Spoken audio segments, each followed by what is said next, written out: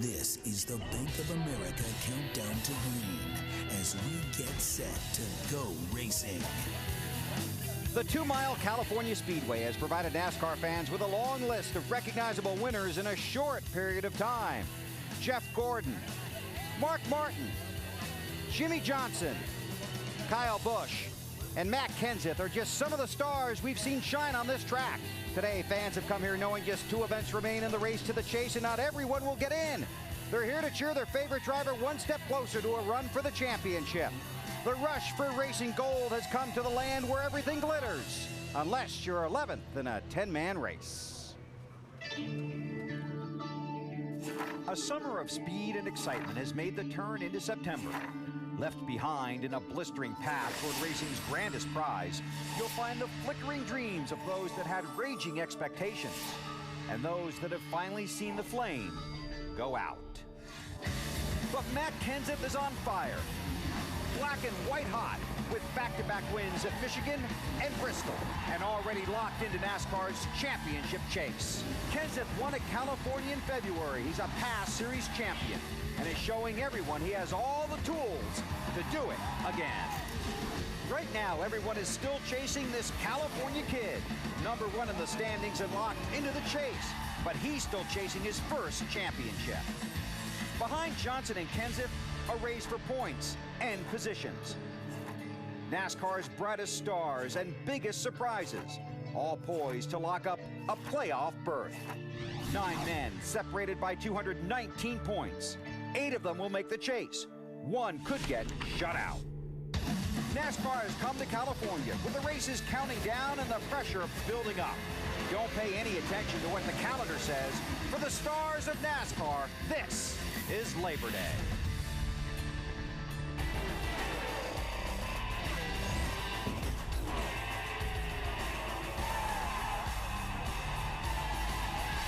Good job, guys. Good job. NBC Sports presents NASCAR. Today, it's the NASCAR Nextel Cup Series, live from the California Speedway in Fontana, California. Hi, everybody, our NBC Race family. Happy to be here. Thanks for sharing part of your holiday weekend with us. This is the Bank of America Countdown to Green. I'm Bill Weber. Talk about playoff pressure. Right off the top, we did the math so you wouldn't have to. The maximum point gain possible in one race is 156 points. The difference between 4th and 11th in the championship standings, 138 points. The top 10 drivers and those tied in the top 10 in points after next week's race at Richmond are eligible for the series championship. The guys behind them are not. 2 races to secure a run at a professional dream, the Nextel Cup. Jimmy Johnson and Matt Kenseth are locked in. If Kevin Harvick finishes 3rd or better today, he's in. The flip side of that is Harvick could also leave here 10th in the championship standings. All the positions 4th through 11th could change. If you are 191 points ahead of 11th after this race, you're in. If you are 157 points ahead of 11th, you lock in by showing up at Richmond next week. I know it's complex, but it's a lot of fun, and we'll walk you through it all night. The guys in the graphics truck are loving it. I've never seen so many slide rules and pocket protectors in my life. And just to keep things honest, 12th place Greg Biffle and 13th place Carl Edwards are still mathematically alive, but we need a small miracle to make the chase. But this is Hollywood, and speaking of that, no one has a more unlikely story of success than the defending champion of this race, 21-year-old Kyle Busch. Tomorrow, the headlines will say Busch won at California. Here it is. But it'll be Kyle Busch.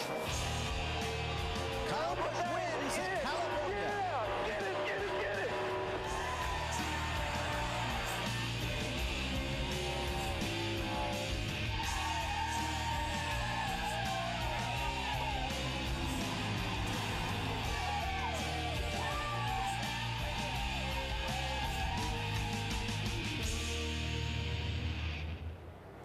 Well, Kyle Busch became the youngest winner in NASCAR Nextel Cup Series history here 1 year ago. Tonight, he could lock in his place in the chase or fall out of the top 10. Kyle, yeah, I know. That'd be a good way to start the night, right? How do you race tonight, and does that depend on where Casey Kane is in relation to you? No, not really. Right now, we're just going out there to do what we know how to do best, and that's to try to win races. And, you know, if we can go out there and just race the way we know how to and kind of run up front and keep ourselves in a good position to win the race, you know, that'd be awesome. But really, when it comes down to it, we don't want to put ourselves in any kind of position that'll take us out of the running. So if it's a top 5 tonight, that's what it's going to have to be. All right, good luck tonight. Appreciate it. Kyle Busch starts 10th. We go to Marty Snyder. Alan, rookie Denny Hamlin is close to locking in his place in the chase. Denny, did you ever believe in your rookie season that you could have a chance to race for the championship? Well, you know, we got a good shot as any. We just got to get past these next 2 races, and you know, it's been a great rookie year for us. En route, you know, we still had a very successful year. Of the 2 that are left, which one are you most worried about? Today, mechanical failures can get you today, pitting out of sequence or something. But you know, I'm real confident how we ran at Richmond in the spring. So if we can get past today, I feel very comfortable. Hamlin has his favorite race car, the one he won twice with at Pocono. Dave Burns. Marty, at 251 points from the chase, Greg Biffle is a long shot at best, but with 3 Busch Series wins and a Cup victory here at California, Greg, is there any better place to give it a shot? Not really. You know, we know we're pretty far out of it, but certainly we're not out of wins yet for the rest of the season. We got 12 chances to win, and that's what we're here to do. And in case you had any question, Greg does know how to enjoy his very limited free time while he's here in California as well. To Matt Yoakum. Dave, if Carl Edwards could just throw out a couple of those 100-point costly mechanical failures earlier in the season, he'd be able to lock himself in tonight as well. But 261 markers out of 10th. Do you approach tonight, Carl, more looking ahead to 2007? Yeah, they weren't all mechanical failures. We only had one of those. Most of them were driver failures, but we just had some bad days. But our Office Depot team, we never give up. We got a great team. We've been running well, but we'll just focus on 2007. You know, I mean, you never know. Things, you know, stranger things have happened, but we could still be in it. But the biggest thing we're going to do is focus on next season, try to get some wins before the year's out. And what a great place to kind of get back in roll, get that momentum back going. He's never finished worse than 6th in a Cup car here in Fontana. Bill? Thanks, Matt. Carl finished 43rd in the season opener Daytona 500. Points he may not be able to make up the next 2 weeks. That's the first lap. Here's what's coming up on the Bank of America Countdown to Green. Casey Kane comes to Fontana needing to race his way into the chase. His weekend in California began with a night of fun with some friends from the Nextel Cup Series. Kevin Harvick is back in California, his home state. This weekend he has a chance to make a home for himself in the chase. Matt Kenseth has already clinched a spot in the championship chase for the 3rd straight year.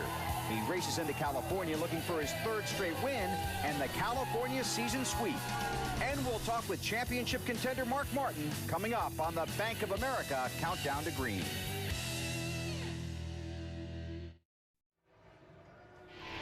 Bank of America Countdown to Green. Brought to you by Monte Carlo SS. Now with the legendary small block V8 and American Revolution.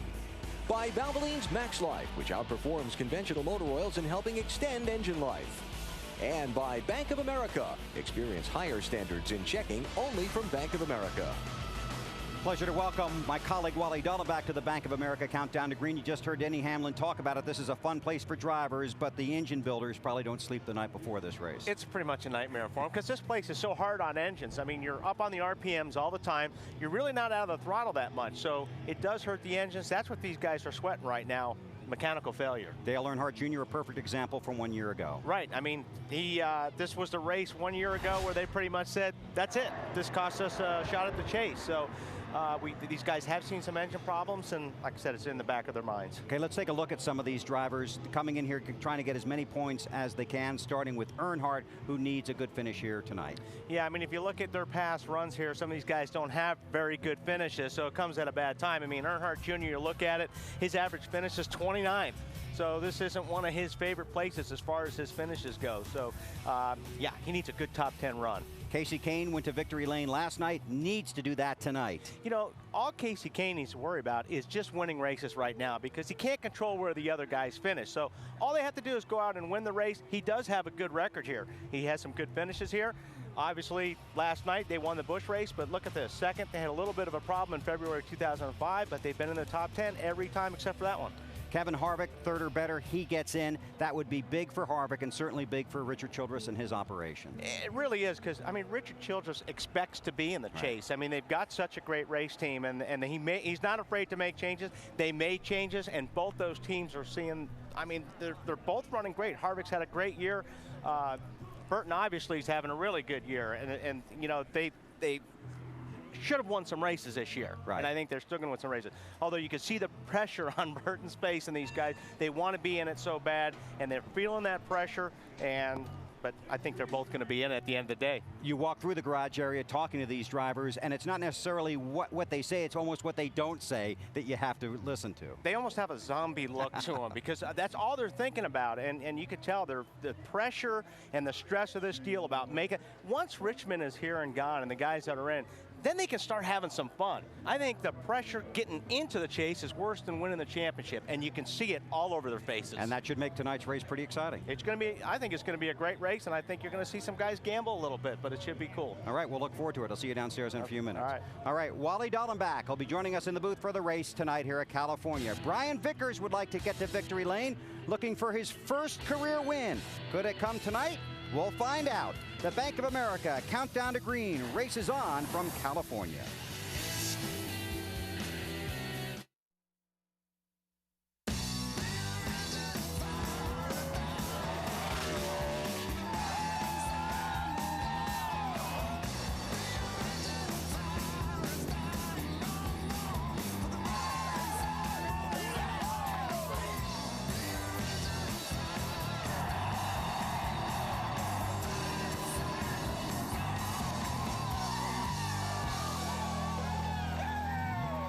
On the 1st of July, Casey Kane looked like a lock for the chase. Tonight, he could get locked out. He has tumbled from 2nd in points to 11th. He won 4 times in the first 15 races.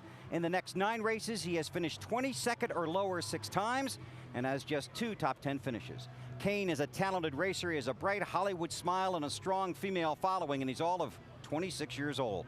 Thursday night, he took some friends out for a drive in a race where the real winner was Charity. Dave Burns has the story. A guy working hard this weekend to get himself into the chase for the championship. One of the brightest young stars in NASCAR, Mr. Casey Kane. What is Casey Kane doing at a drifting event? We just thought it up. Thought it'd be fun to put together with the Casey Kane Foundation. It's a big deal to me to be able to try to keep that foundation going strong, raise some money for underprivileged kids, and get some NASCAR drivers involved. These guys are having fun, I think, drifting, and I know the D1 drivers are definitely having a good time too.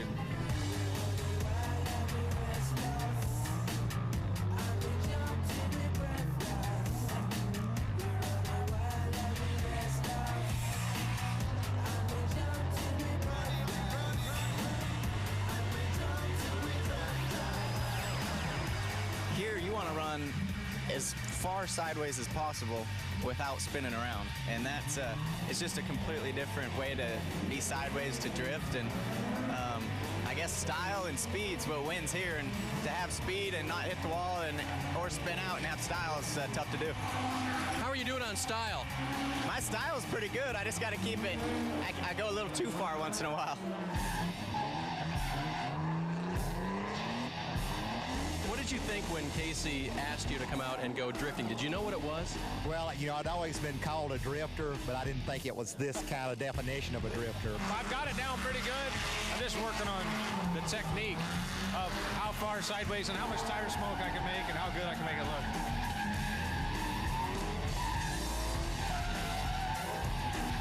That second run was absolutely gorgeous. But what's weird is it's got a lot more grip on that corner, but the small corner where we keep spinning out it's really slick. Yeah. I said, Greg, you can ride with me when I go now, ride with you. And I went first, I did terrible. Greg did really good. His second lap, he nailed it, did good, so I'm not too good at it. But them guys all went to Charlotte and tested for a day, and he's been out here, and so that's my excuse. I didn't get as much practice, but he'd probably still be better than me. You all support various charities. Tell me how drivers help each other out by going to each other's functions. Yeah, I mean, it's something that we can lean on each other for sure. I mean, we try to support each other's charities so that we can get those guys to come to ours as well. And it's kind of an ongoing thing, you know, throughout the community. If we can do it and we got time for it, we definitely like to help what they're doing. And, you know, Casey's got a great charity this week, and we're happy to help. You come out for a night like this. Does it help to get away, or are you in the back of your mind just thinking the whole time, what can we do to get in this chase? It's definitely going to be a big weekend for us. We need to run well. I need to win, really. I mean, that's all there is to it. We need to win the race, at least lead laps and finish up front if we want to make the chase. We're running out of time.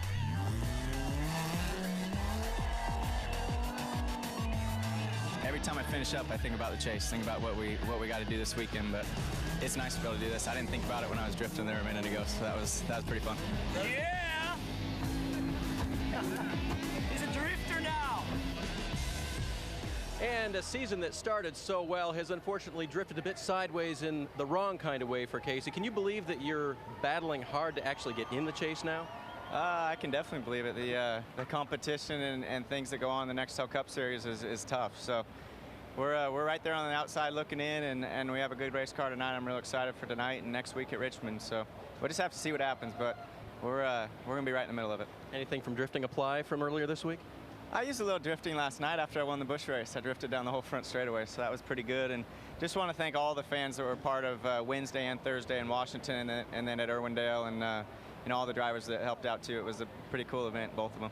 You mentioned one of the coolest things so far at California this weekend. He won the Busch Series race last night, Bill. Thanks, Dave. Still ahead on the Bank of America Countdown to Green, Wally Dallenbach tries to score some points with our new NBC Colleague Football Night in America analyst Jerome Bettis, the former running back for the Pittsburgh Steelers. Now, where exactly did you get the nickname Bus? I got it at Notre Dame. The student body just started calling me the Bus, and it kind of just stuck with me, so I ran with it. This is our NASCAR's version of the Bus. Hey, the bus, baby! They got some buses out here, I'll tell you that.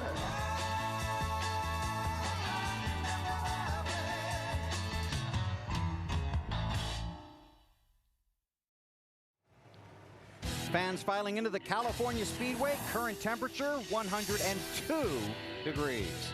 Mark Martin has enjoyed a remarkable career in Nextel Cup, but he has never been able to enjoy winning a championship. 4 times he's finished second in the standings. Maybe this will be Mark's year. After the first 12 races, many fans figured Mark was going to have another shot at the title. 12 races later, no one is sure. 2 weeks ago, he was 4th in points. Today, he is 10th in points. He made the chase the first 2 years and now is trying to make it 3 in a row. Mark Martin trying to get the victory today and get into the chase for the championship. He's with Alan Bestwick. All right. Well, Mark Martin is just about to cross the stage and get introduced to this large crowd here at the California Speedway. And so we'll catch Mark as he comes down the stage because we don't want to mess up his starting position, although he's well in the back of the field tonight. You know, Mark Martin talked last year about it being his last chance to win a championship in the NASCAR Nextel Cup Series. Then Jack Roush asked Mark to come back in the 6 car for another year in 2006, which he's done, and he has himself again in position to try and win a championship, though he is perilously close to that bubble. See Kenny Wallace crossing the stage being introduced. And Kevin LePage now being introduced, and we should see Mark coming out right now, and we'll probably get a great ovation from this crowd. A very popular driver.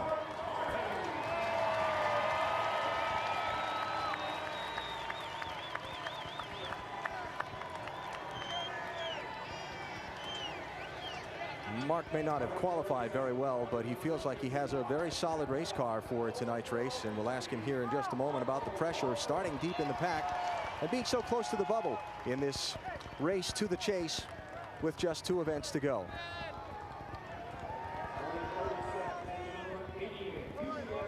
Well, Mark, starting back 38th in traffic tonight, just 90 points ahead of 11th place. How does your track position and your championship position affect how you race? We race the same. You know, unfortunately, we're going to be starting the back, but if our car's as good as we think it is, we won't be there long. So I feel real confident in our AAA Fusion. We're going to be good, I think, tonight. I'm not too worried. The Busch car was spectacular last night, and I really believe it'll be really good tonight, too. All right, good luck, Mark. Thanks. Mark Martin.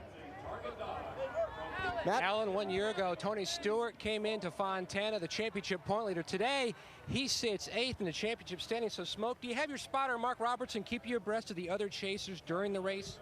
No, there's still 42 guys that we're trying to beat for a win tonight, and if we win a race, we don't have to worry about that side of it. We help ourselves out, but you know, I'm happy with our Home Depot car. We weren't very good yesterday, but you know, the conditions on Friday were a little bit cooler when we went on the racetrack, and I was really happy with it. So we're just kind of sticking to that plan right now and see what we got. Now, earlier this week, you were at a big charity event for your buddy Casey Kane. You took an e-ticket ride now on a smoke scale of 1 to 10, how big was it? I didn't get the e-ticket. The e-ticket's when you get the emergency room visit, but no, it was a pretty hard hit. We went to Skagit, Washington, which was awesome. It was great to be up there for Casey Kane and his foundation, and it was a lot of fun up there, but destroyed a brand new race car. Just had something that was broken the steering that caused us to crash, but it was a lot of fun. I just wish I could have ran more laps. So it was a lot of fun.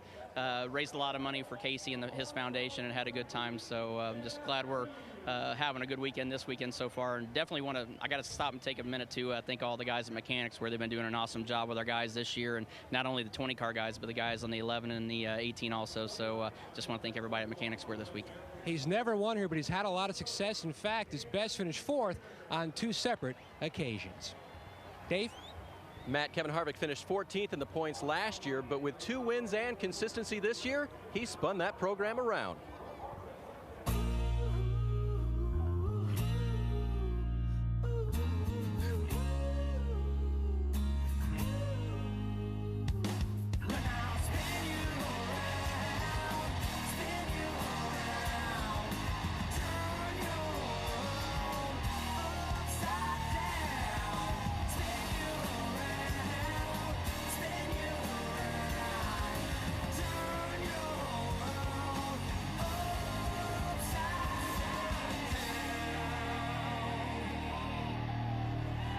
There are lots of ways that Kevin Harvick can clinch a spot in the chase today, even if he has an off day. So, Kevin, what's important about today's race? Well, I think the most important thing for us is to have good performance and run good and try and keep up with the racetrack. That's going to be the hardest challenge that we found out last night. So just keep up with the racetrack and try to do the things we've been doing and try to put ourselves in position to try to win the race at the end, and if not, take everything you can.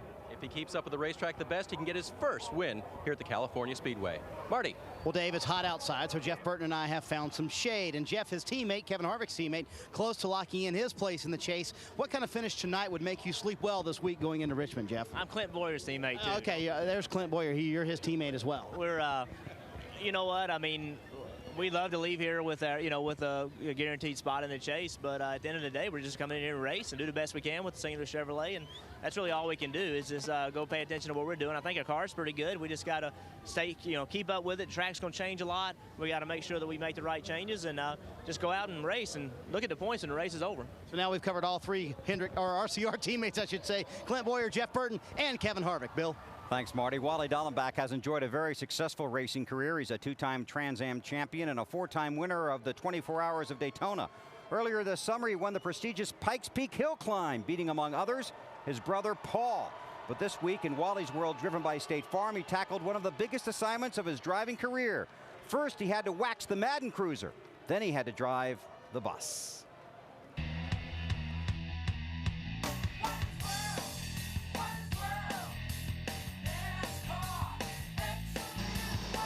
To welcome everybody aboard my State Farm car here in Fontana. My special guest, and I am honored, Jerome Bettis, NBC Football Night in America analyst, Steelers running back, and Super Bowl champ. Welcome aboard. Thank you.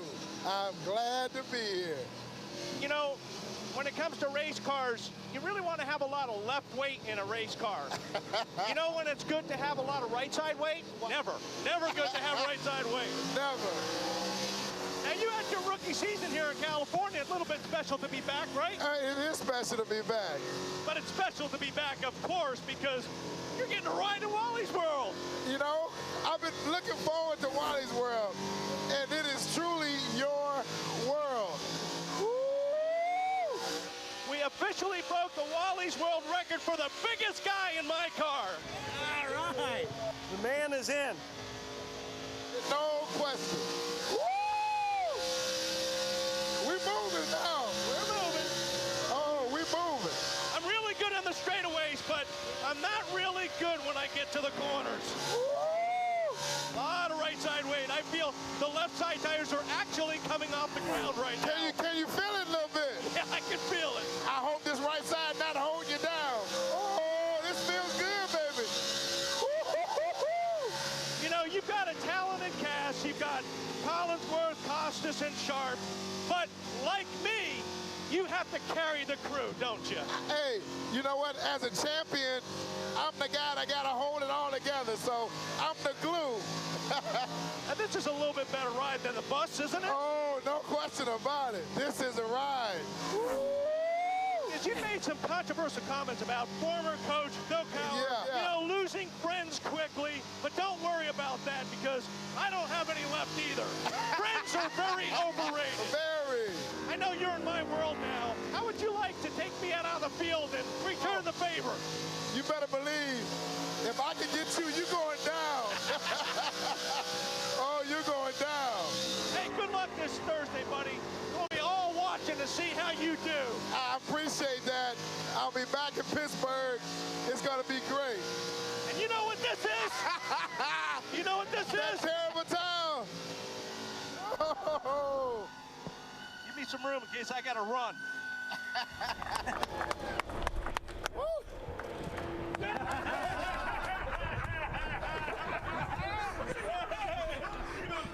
We'll get you.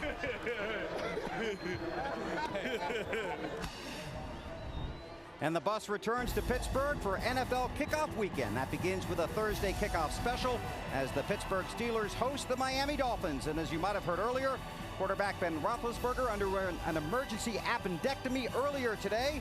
So the Steelers starter will not be in action Thursday night. Charlie Batch will make the calls for Pittsburgh against Dante Culpepper and the Dolphins Thursday night on NBC. Sterling Marlin makes his 700th career start today. He qualified 27th. Ryan Newman has 12 career wins. He drives car number 12, and he qualified 12. The countdown continues from California on NBC.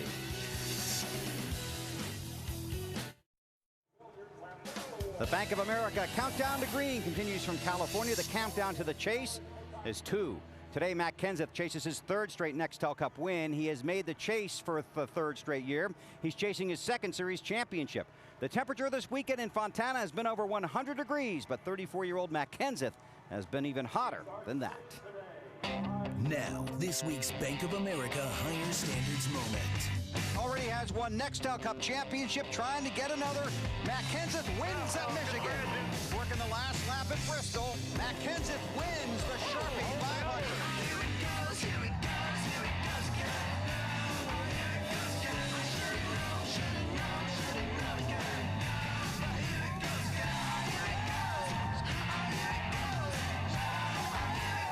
Last 2 weeks has been unbelievable. It's pretty cool. It's pretty awesome to win 2 in a row.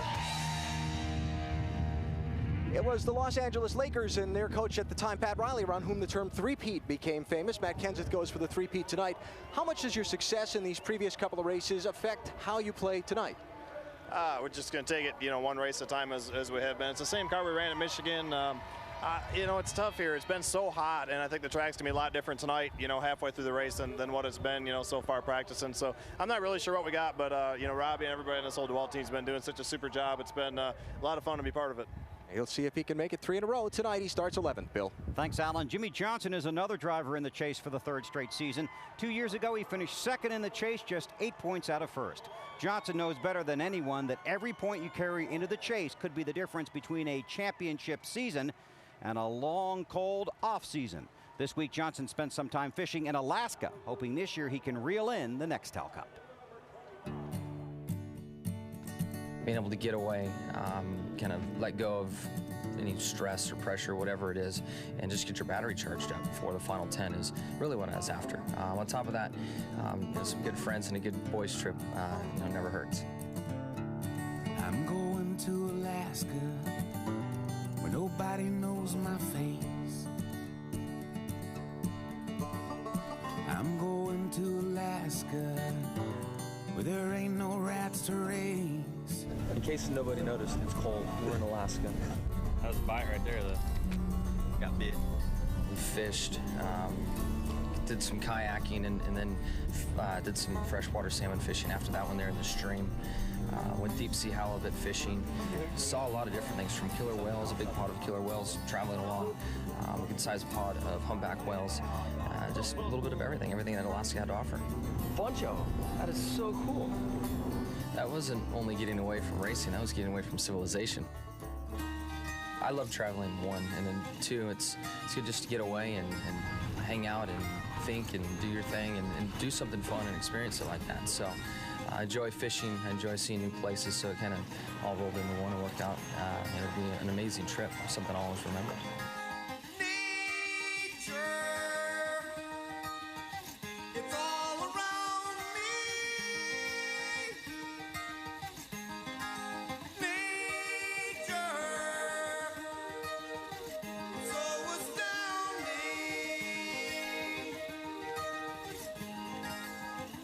A nice little tension breaker for Jimmy Johnson and friends. Now, Jimmy's already locked into the chase, so is tonight a good opportunity to gauge yourself against the 17 because they've had so much momentum lately?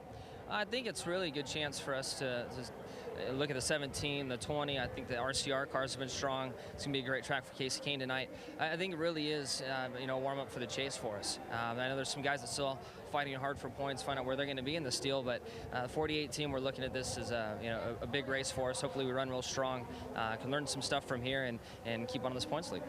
Billy, he does have a victory here in California back in 2002. Thank you, Matt. Elliott Sadler is a former winner at California. He won from row 9. Today he starts 18th in row number 9. Jamie McMurray finished 6th here in February. He has 4 straight top 10s at this track. He starts 31st. The countdown continues from pit row.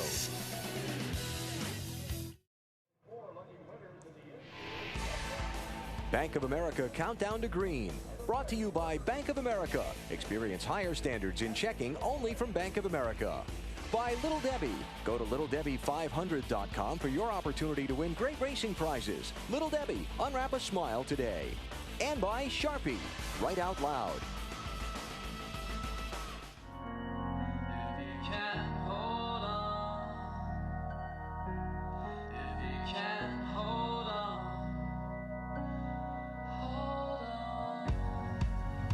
The last of the bubble drivers, Dale Earnhardt Jr. trying to get this team one last shot into the chase. Jeff Gordon in the chase before the race started, finds himself out of it now. Dale Jr. has made a lot of comments over the last 45 minutes. Feels like it's about ready to blow up because I want it to blow up in a big way. The 8 is smoking, Dale Earnhardt Jr. Cinderella Man season. His chances at the chase right here, going up in smoke. Oh, yeah. James has been over for at least 80 laps, man. Our car was horrible. Glad it's over with.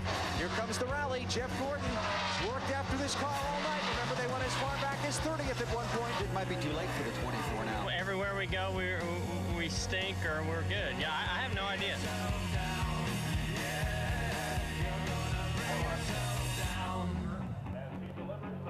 But Dale Earnhardt Jr. is in much better shape where the championship is concerned entering tonight's race than he was 12 months ago. Junior, what's been the biggest improvement in your team over these 12 months? Man, I don't know. We've just had some great race cars. I think it has a lot to do with the kind of cars that DEI is building right now. They just handle really good, and we've made a lot of improvements in the motor department. So we're really excited about all that stuff. Every time we unload the car, we've got a great feeling in our gut that it's going to drive good and do well for us. So it has up to this point. Junior starts 6th tonight, trying to lock in a place in the chase. Marty? Alan, Jeff Gordon is a 3-time California winner. Considering Richmond is probably not your best racetrack, how important does that make tonight, Jeff? Well, it is important.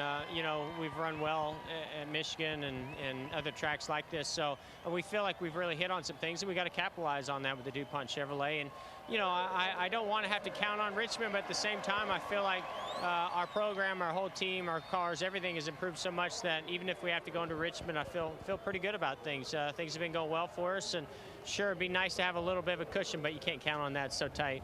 Over the next 2 weeks, is it as simple as just racing the 9 car? No, it really isn't. I mean, I think we still have to just focus on getting the most out of our own equipment and our own program and calling the best race that we can and driving the best race that I can. And, the results are going to end up where they will. And, we can't focus too much on the competition. I think, at Richmond, if it comes down to the final, laps, then we'll focus on it then. And up until then, we're just going to get the best fish we can. Hendrick Motorsports has more wins at California than anyone with 5. Dave? Kurt Busch has the prestigious pole at California for the 2nd time this season. Kurt, after getting knocked out of the chase last week, is this any consolation? You guys going to have a good day? I hope so. We're just ready to just let it rip. We tried some things in practice, and we don't know really what we have right now because we've wanted to try these things. And so I think it's going to be a great night for the Miller Lite Dodge, starting from the pole we've got the best track position we need, and now we just need to see what this new setup brings us. Whether we can run the high side or low side, we don't know. We're just going to go let it rip tonight and see if we can get a win. And you tried to keep your team motivated this week after last week's disappointment? You know, we're not disappointed we missed the chase. It really lends into getting developed for next year and what we can do right now, which is see what we can try, because we never really wanted to step out of the box recently. We wanted to do the things we knew. Now we're going out of the box. We'll see what we can get. So it's a blessing in disguise. That's the word from Kurt Busch. The countdown is at 0. The pre-race ceremonies are next. This has been the Bank of America Countdown to Green. Let's go racing.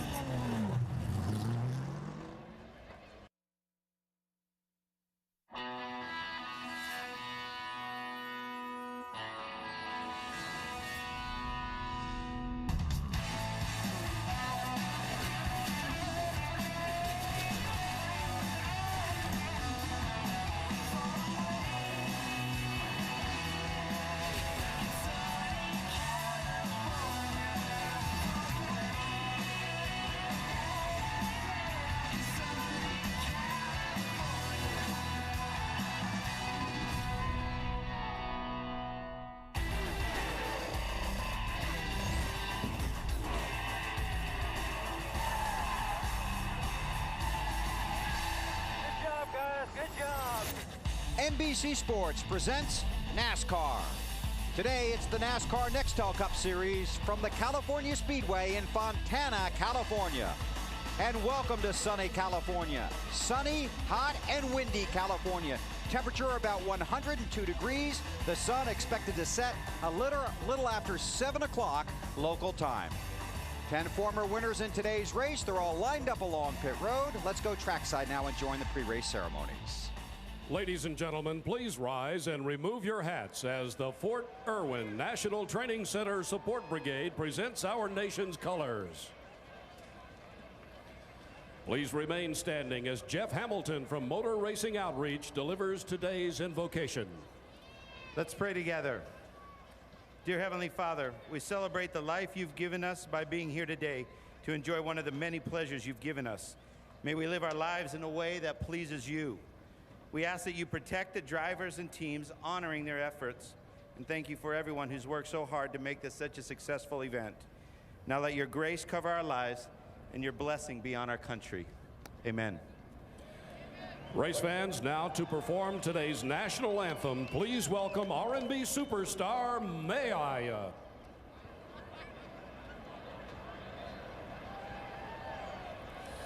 Oh, say, can you see by the dawn's early light what so proudly we hailed at the twilight's last gleaming, whose broad stripes and bright stars through the perilous fight o'er the ramparts we watch were so gallantly streaming, and the rockets wrecked the land, the bombs bursting in air gave proof through the night that our flag was still there. Oh, say does that star-spangled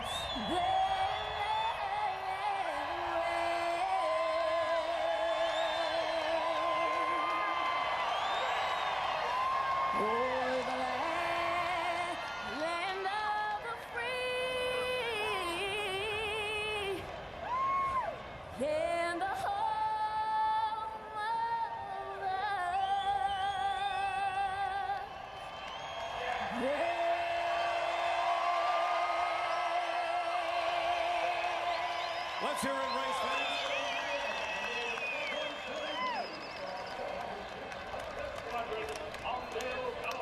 2 races remain for 13 drivers trying to make the chase for the Nextel Cup Championship. Today it's 500 miles on this 2-mile track at California. When we come back to Fontana, we'll have the command. You're watching NASCAR on NBC.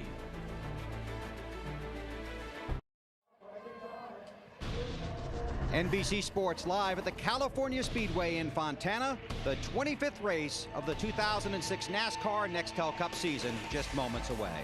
Hi, everybody. Bill Weber along with Wally Dahlbeck. Thanks for having us in for the race. Our partner, Benny Parsons, continuing his treatments for lung cancer.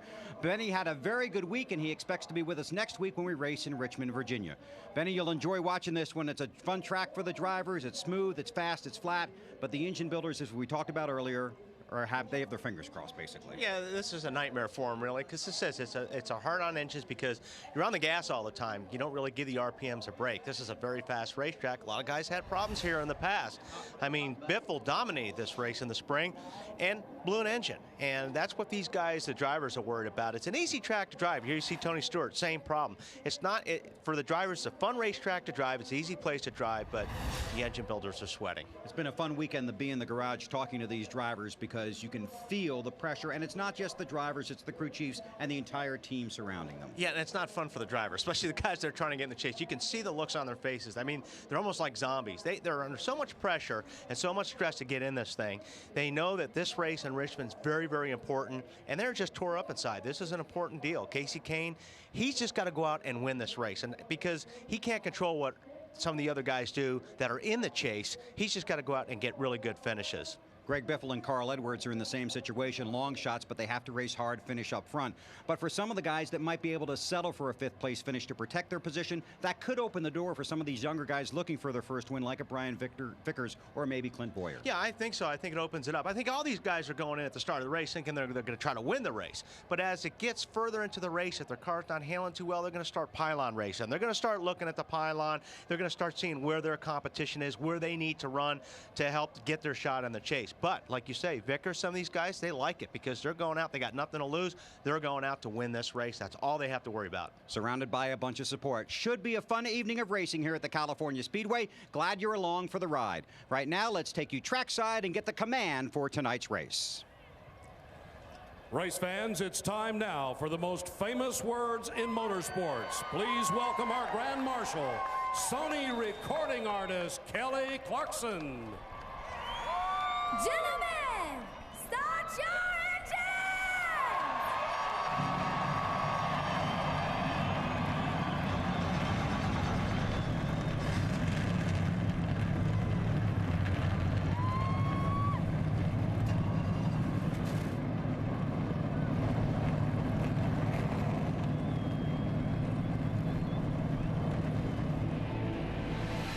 A warm California welcome for the stars of the NASCAR Nextel Cup Series. Now they face 500 miles at the California Speedway. When we come back, we'll take you through the starting grid and throw the green flag in Fontana.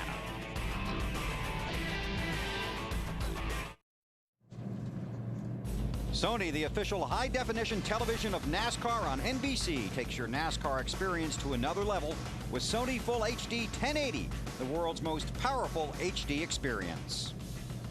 Budweiser, the official beer of NASCAR, is the proud sponsor of the Budweiser Pole Award, given to the fastest qualifier at each NASCAR Nextel Cup Series race. Budweiser congratulates Kurt Busch, his 5th pole of the season. We will see him in the Budweiser Shootout when we get to Daytona in February. Here's the starting grid for tonight's race at the California Speedway. Kurt's on the pole, next to a guy looking for his first win, Brian Vickers. A couple other guys looking for the first win here. Row 2, Clint Boyer on the inside. On the outside, good run for Scott Riggs. Martin Truex Jr. is in row 3, next to his buddy, Dale Earnhardt Jr. In row 4, this guy's been knocking on the door this year. Jeff Burton, Denny Hamlin on the outside of row 4. The guy 11th in the championship standings, Casey Kane trying to get into the top 10. Kyle Busch trying to lock up a spot in the chase for the Nextel Cup. Row 6, one of the hottest guys of late. Matt Kenseth on the inside. On the outside, Ryan Newman. Joe Nemechek starts lucky 13th tonight next to Jeff Gordon. We heard from him in the pre-race. Wants to get it done here at California. Row 8, Kevin Harvick for Children's Racing on the inside. And our points later, Jimmy Johnson. Scott Wimmer is in 17th, and Elliott Sadler, a former winner here. Row 10, J.J. Yaley's on the inside. On the outside, in the 38 car, David Gilliland. A couple of guys that had a rough run here in February share row 11. Greg Biffle in the 16 car, and Tony Stewart starts 22nd. In row 12 on the inside is Bill Elliott, having the 00. On the outside, Carl Edwards. Robbie Gordon's back in row 13, and two-time series champion Terry Labonte making a start this week in the 44 car. Row 14, Sterling Marlin, the 700th start today. Yep. Pretty impressive. Bobby Labonte's on the outside. Ken Schrader's going to have to drop to the back for an engine change. He's in the 21 car, and Jeff Green will start in the 30th spot. Row 16 on the inside, Jamie McMurray. On the outside, David Stremme. And as we take a look at the rest of the starting grid for tonight's race here in California, let's have Wally jump on the radio. Who's waiting for you out there? I think Jeff Burton's going to talk to us. We'll see if we can reach him. Hey, Jeff Burton, this is Wally in the booth. Can you hear me? Hold on 1 minute, please. He is checking his pit road speed. That's right, because the lights are on the pace car, and that's when they look at their tack and lock that in so they don't get us. Right there, I'm showing 4.5. I'm showing 4.5. Copy that, bud. 4.5. How about it, Jeff? This is Wally in the booth.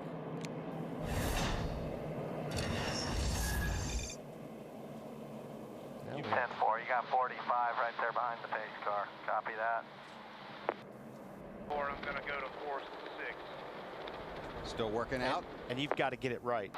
10-4. These guys do not want to get hung up on, for pit speed violation. I think Jeff Burton did. Yeah, that's right, and he said we had to be more conservative in future races to make sure we don't get hit with that pit road speeding penalty. Getting the wheels. Hey, Jeff, this is Wally one more time. Can you hear me up here in the booth? Yeah, 10-4, I got you.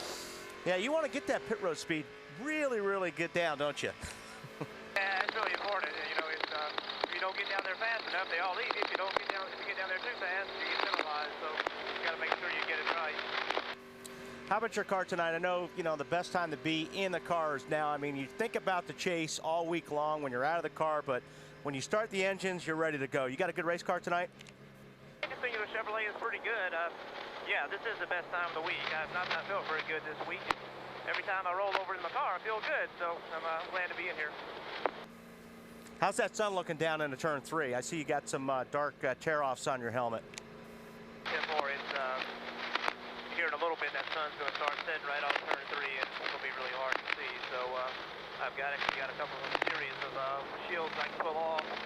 As it gets darker, I can keep pulling one off till it gets eventually where I don't have any on, but it should be good. Well, you guys are due. You've been knocking on the door. Good luck tonight. Buddy, I appreciate it. Jeff Burton, field still under the control of the pace car. Final stories from pit road. That'll be a busy place tonight. Let's start with Marty Snyder. And Bill, at the back of the pit road is where Mark Martin will pit tonight. He starts 38, and he hopes to be going somewhere tonight, especially to the front of the field. Mark says the car is very good. Many teams said in the garage area this morning he was one of the cars to beat. The key, getting through that traffic cleanly. The thing they would love to get rid of is their consistent inconsistency of late. Since middle of July, they finished top 5 every other week. On schedule, this should be a top 5 finish this weekend. They're hoping they can continue that momentum into Richmond next week. Dave? Marty, the 17 team has been consistently on a roll. Winners of the last 2 races and looking good here at California once again. Remember, last year they were the winners at this race. They're peaking at the right time for the championship and for this racetrack. And if they win again, it'll be a rendezvous with Victory Lane once again. Matt? Day for the 3 guys sitting in the bottom of the top 10. They're hoping for a BP, huge bonus point kind of night. Now, Dale Earnhardt Jr.'s never won here, but he's hoping to capitalize on that strong qualifying effort. He wants to stay below the radar. Don't make any mental mistakes on the racetrack or his team. No mistakes here on pit road, but he doesn't want to leave this place here in Fontana, saying to himself, man, oh man, what did we leave in California? Instead, he wants to walk into Richmond, the final race before the chase, and say he's got a 100-point cushion. Tabey. There have been 2 races on this speedway already this weekend, both won by the car wearing number 9. Casey Kane, wearing number 9, hopes to continue that streak tonight. Casey says he's going to do all he can to bring his car home in one piece, hopefully with a top 5 finish and a point gain on those he's trying to displace in the chase. And if someone's going to roll the dice and gamble on a fuel mileage win tonight, 9 might not be a bad bet to make. Bill? Thanks, Alan. You guys have a great night down there. Enjoy the race. To see the entire pit road map, go to NASCAR.com and click on Pit Map. And that's something you'll want to have tonight. A lot of room down there on pit road, but a lot of guys stay on the lead lap here, and it could get tight when they all come in together. Lights are out on the pace car. A flat, fast, smooth 2-mile track. 500 miles here in California. Start in the sun and end up under the bright lights of Hollywood. The green flag's in the air. NASCAR's racing on NBC.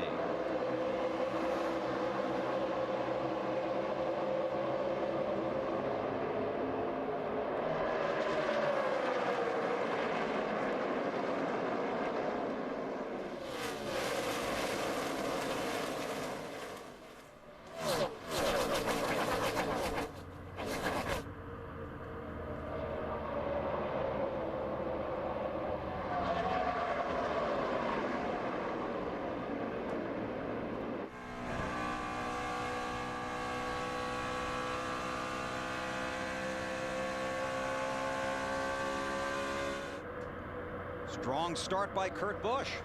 Yeah, it really is. I mean, obviously you want to, if you're in that position to lead, go ahead and do it. I mean, you know, because it's real important to have clean air on your car. This is one of those racetracks where you'll see a lot of drafting on the straightaways, but you'll see these cars spread out in the corners because you don't want to get that into that aero situation in the corner. So you see guys just, they get to the corners and just they all fan out. They're all looking for that air, for that downforce. Push those Goodyear tires down to the racetrack and get some grip. Scott Riggs is stuck in that high groove, getting passed on the inside. That's Truex Jr. going by him. You see the colors on the ticker. Green indicates guys that are in the chase. The yellow, the guys on the bubble, like Casey Kane in 11. The red, drivers eliminated, but are still racing for the win here in California tonight.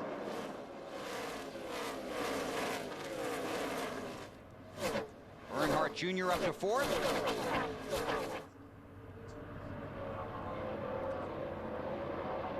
Pit road report on Jeff Burton from Alan Bestwood.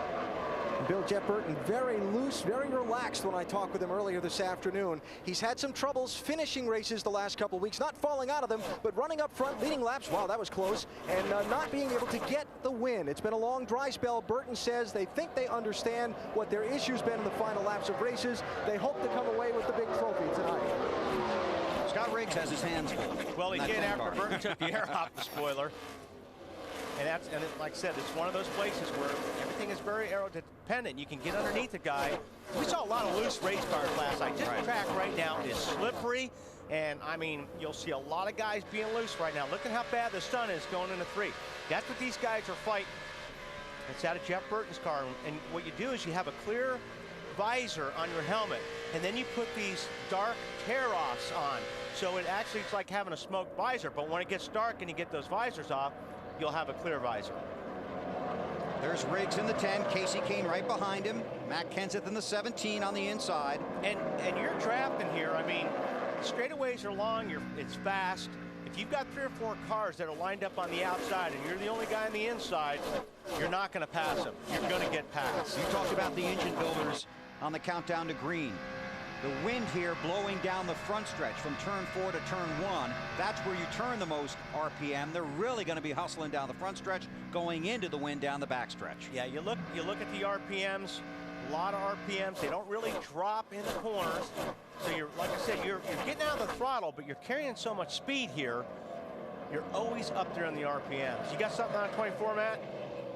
Well, you see him running in line there, Wally. Now, he, like a lot of other drivers, he's got those dark tear-offs on his windshield. You see him dive to the bottom. Now, the big thing about tonight, Steve Letarte told me, they just need to keep their car in contention until the sun goes down. Then they feel like it's game on from that point on. And keep in mind, Gordon has 3 wins in the Coca-Cola 600, a similar type race where we start out in the daylight and then we go into the darkness. He seems to excel at a place where you've got to stay ahead of the racetrack. All the practice here for the Nextel Cup Series was done much earlier in the day as opposed to the start time for this race. I'm just pointing out, look at the hood of the 17 car, right where the W is. It's like it's sucked down around the air cleaner. I don't really see that on a lot of the other cars, but you could really notice it when it's when it's coming down the straightaway. See if we can get a better shot when it comes down the straightaway. You'll see it'll be sucked down right on the W. See how it's sucked down on the air cleaner? Mm-hmm. Kind of strange. That gives him more front down force. Hey, running pretty good. 10th spot right now. More on Kenseth from Dave Burns. And interestingly, Wally, when they were going through tech today, they were banging on the front end of that with the hammer. Apparently NASCAR didn't like something they saw with the valence there. A lot of guys tried to go through there with a little extra kick out on the front end, but they did have to modify it just a little bit before they were allowed to compete today. Yeah, it looks like the hood's just really thin. You can see it popping up and down. Running pretty good, like I said. There's Jeff Gordon took that spot away from Kenseth. They did all their practicing at a time much different than the hours the race was going to be held at. A lot of guys in the garage were very upset about the practice schedule here as opposed to the race. These guys really don't know what they've got because they haven't been on this track under these conditions. Yeah, I don't even know why they have a practice session in the middle of the afternoon, and there's a lot of guys did not run that practice session because the track temperatures were going to be 25, 30 degrees hotter than what they were going to be racing. Hey, let me tell you something. That completely changes the handle of your car, Alan. And Bill, that's exactly the message that Kenny Francis, the team director for Casey Kane, told me today when I talked to him about if he was able to anticipate changes he would be able to make to his car as the sun set. He said, we literally have no idea what to expect tonight. We're just hoping we make the right adjustments. He feels like with his car's handling, as the sun goes down, it's going to lose rear grip. And that's what they're going to be planning for, but he said, really, we don't know. One driver said it was like looking at a golf course in the middle of the night, then having to tee off the next morning when the sun was out, not knowing what you were going to get. Robbie Gordon has spun. Stay right there where you're at. In front of a lot of cars. Sure did.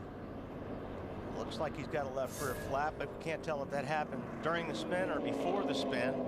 Doesn't look like he hit anything, though. Says he has a left rear flat, so he heads down pit road. First caution of the race. Fuel mileage is always a huge factor here at California. Only 9 laps complete. And we'll see how the guys up front are going to play it. They're more than likely to stay out, but the guys at the back will come for fuel. You can see that there was the center section of the tire ripped off, like Yaley's tire last time, the Busch car. He may have made contact with somebody that ripped that tire. A lot of guys do a good job missing that.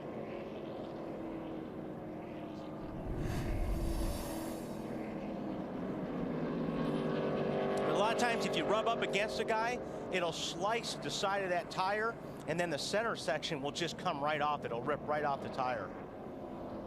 So Robbie on and off of pit road. Kurt Busch is the race leader. Earnhardt Jr. second. Brian Vickers, Denny Hamlin, Clint Bowyer the top 5.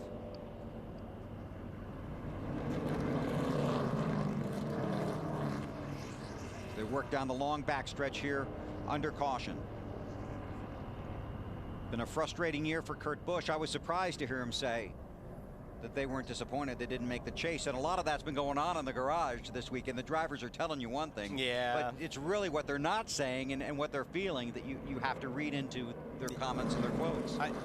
Trust me, they're disappointed. But what he's trying to do is say, okay, hey, listen, we didn't make the chase, so we're going to make the best of it. We're going to try some things between now and the end of the year and come out, Daytona swinging.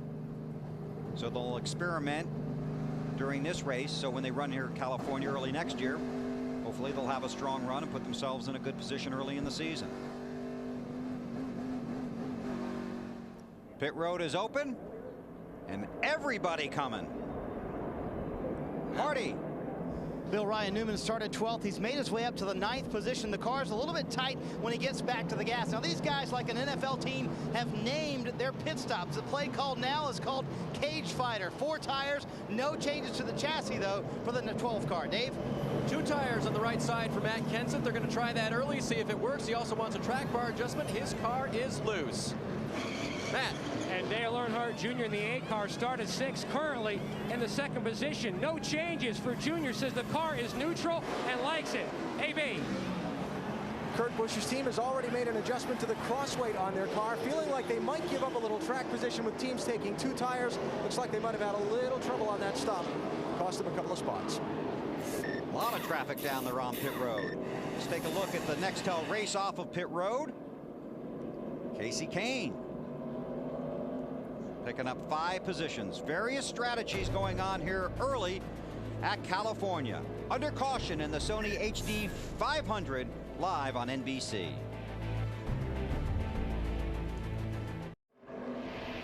NASCAR Nextel Cup Racing from California Speedway is brought to you by Budweiser, the official beer of NASCAR. This is Budweiser. This is beer. By Team Chevy and the 2006 Monte Carlo SS. Now with the legendary small block V8 and American Revolution. By Nextel, only from Sprint. Get closer to the NASCAR Nextel Cup Series with Nextel. And by Allstate, official insurance sponsor of NASCAR. Casey Kane is the race leader after taking just 2 right side tires. Jeff Gordon, Matt Kenseth, Kurt Busch, Elliott Sadler the top 5. Elliott Sadler also a 2 tire stop. And you will see pit strategy throughout the day. We saw it in this race a year ago. We saw it in the spring. How you manage your tires and how you control your fuel mileage. Big factors here at California.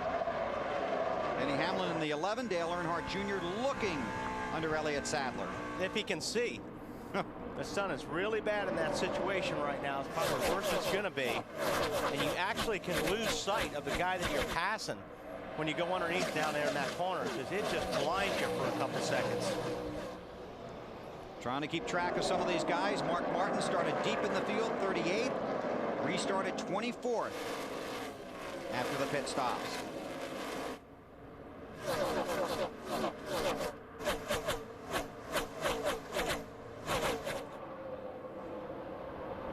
Jeff Burton. Trying to get 7th away from Sadler. Looks like he's going to do it. Sadler slides up the racetrack a little bit.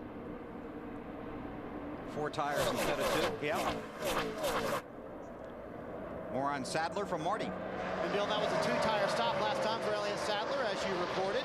And they had some problems yesterday in practice. The car extremely tight. In fact, Elliott would say the car was bouncing around on new tires. So what they did this morning, they put their teammate setup on. Casey Kane trying to make the car a little bit better. I asked Elliott, I said, can you drive the same kind of setup Casey Kane can? He said, I have no idea, but we're all going to find out together. And that's something these Evernham teams have been working on. Jeremy Mayfield really didn't want to try and drive a Casey Kane setup, and they weren't getting a lot of exchange of information. And Elliott Sadler, when he went over there, said, I'm going to try it, see how it works out. Whoa, man, Kurt Busch drove in there, got the car sideways underneath the 24.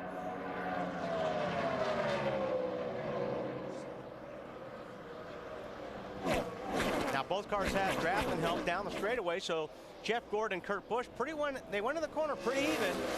Slides up the racetrack, Hamlin way up there. Jeff Gordon had to back out of the throttle because he had that 11 car up above him and he had to get out of the gas. More on Hamlin from AB. Hey, would you guess that Denny Hamlin told his crew before the pit stop his car ran well up high? I believe you. Yeah, he did. A little adjustment on the pit stop to try and help Hamlin getting into the corner, but Hamlin running well so far, Dave. Alan, Matt Kenseth has lost a couple of spots since the restart, but he radioed to Robbie Reiser, his crew chief, right before the restart. He said, yeah, we'll probably lose a couple at the start here for taking those 2 right side tires instead of 4, but we'll be okay. Matt? And Jeff Gordon's dropped a few spots. He just told his team on the radio the car is good everywhere, but he still needs a little help on exit of the corner. Gordon was tight before that pit stop. He took 2 tires to move him up a few spots. Gordon behind Kenseth. On board with Gordon.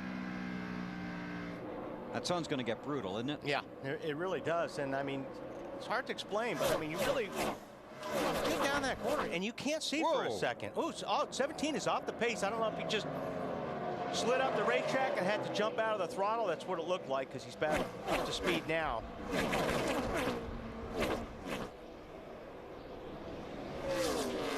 Jeff Burton looking under Jeff Gordon. Man, these guys are really moving around. These cars are really sliding around right now. Look at how bad that sun is. Burton down in a 3. Trying to roll underneath Gordon. And this is where you need to kind of be ahead of him and drift up the racetrack. Burton's got a pretty good car right now. Gordon's not able to get on the gas. You heard he was a little bit tight. Right. So he's letting that car roll for a long time, and he can't get on the gas as soon as he wants to. That's why he's losing some spots from the middle off. So teammate Kyle Busch behind him. Kurt Busch trying to recapture the lead. Falls in behind Kane. Denny Hamlin runs third. More on Casey Kane from Allen. Well, Bill, just before the caution flag pit stop, Casey Kane told his team they were better than where they were running. Remember, he was back in traffic a little bit, so they went with a 2-tire stop to try and get him some track position, some of that clean air on the nose of his car. He's got the lead right now. Kurt Busch talked about before the pit stop that the front end of his car, the aerodynamic part of that front bumper, was very sensitive, and he needed it to be right down in the racetrack all the way. They said if it was an inch up off the racetrack, it completely changed the handling of the car. So they made an adjustment to try and keep that front end glued to the racetrack and help his car through the corners. Looks like they accomplished that. Hanging with Kane. Allen was talking about Kurt talking to his crew. Gets a little technical, but we listened in. When the car has very fresh tires, I can drive up into the corner and I can feel the shock travel, and the car is down. About lap 4, they got loose, and the whole car just jumps up out of the racetrack, and now we don't have that downforce. So bottom line, I'm just saying the Dodge is very sensitive to being on the ground versus being up an inch or so. And I think that inch or so he's talking about is when the tires build pressure. You get that, that's what he's talking about. When these guys first start and they put new tires on the car, the pressures are down a little bit, so your ride heights are down a little bit. The closer to the ground you can run, the more grip you're going to have. You got more on this, Alan? Well, Bill, just that it's part of, you heard Kurt talk about the Dodge. It's part of what Kurt and his team have been going through this year. Kurt has been driving Fords the last few years for Roush Racing. So he's not only getting used to a new team and the new chassis setups that have come rolling into the sport this year, but also the sensitivities of a different body style than he's been used to driving. It's all something a driver has to adjust to from the car, and I think it's taken Kurt a little bit longer to get the feel for some of that this year than he was expecting it might. And Dodge will have a new nose and new hood for 2007.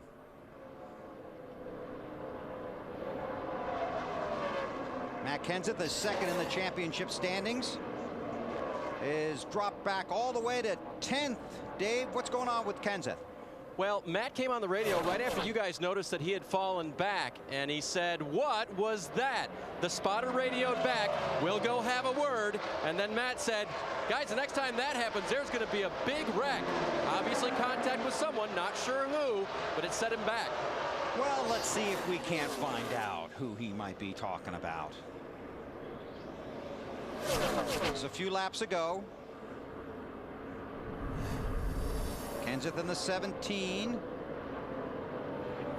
Well, he just got a little bit loose up there. I mean, the 31 wasn't really close enough to take the air off. I mean, it didn't help, but it looks like he just got pinned up there and the car got loose. Dave?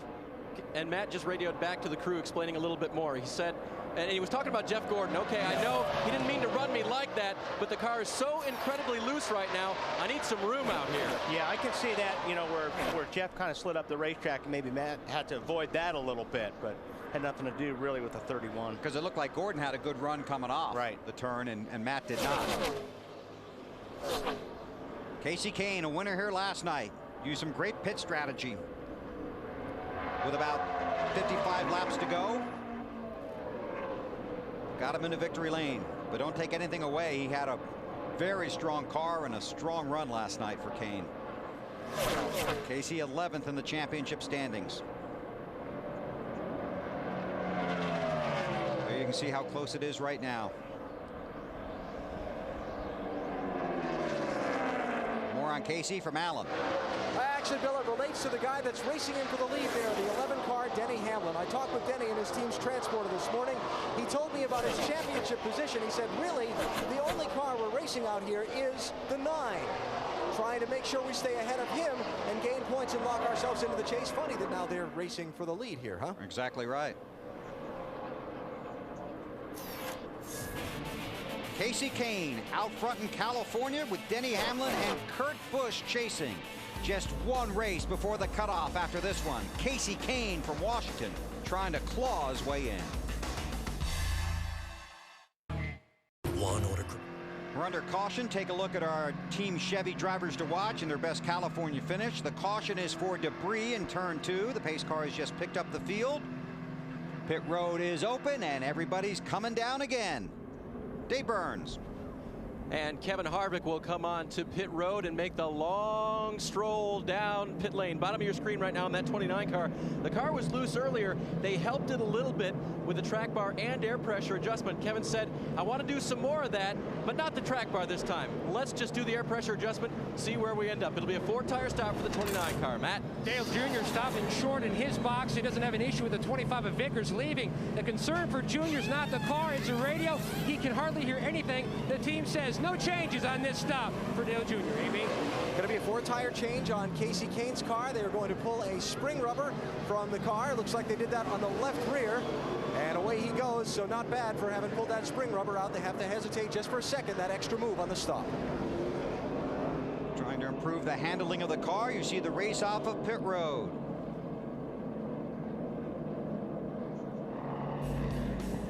This would be Jeff Carr, Jackman of the #1 Bass Pro card. This is for you, BP. Some hard-working guys down there. We had to stop leaving. Check that out.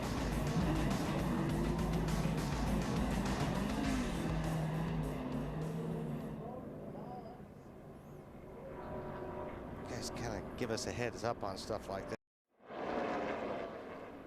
Green flag has just come out here at California. Denny Hamlin and Kurt Busch side by side for the lead.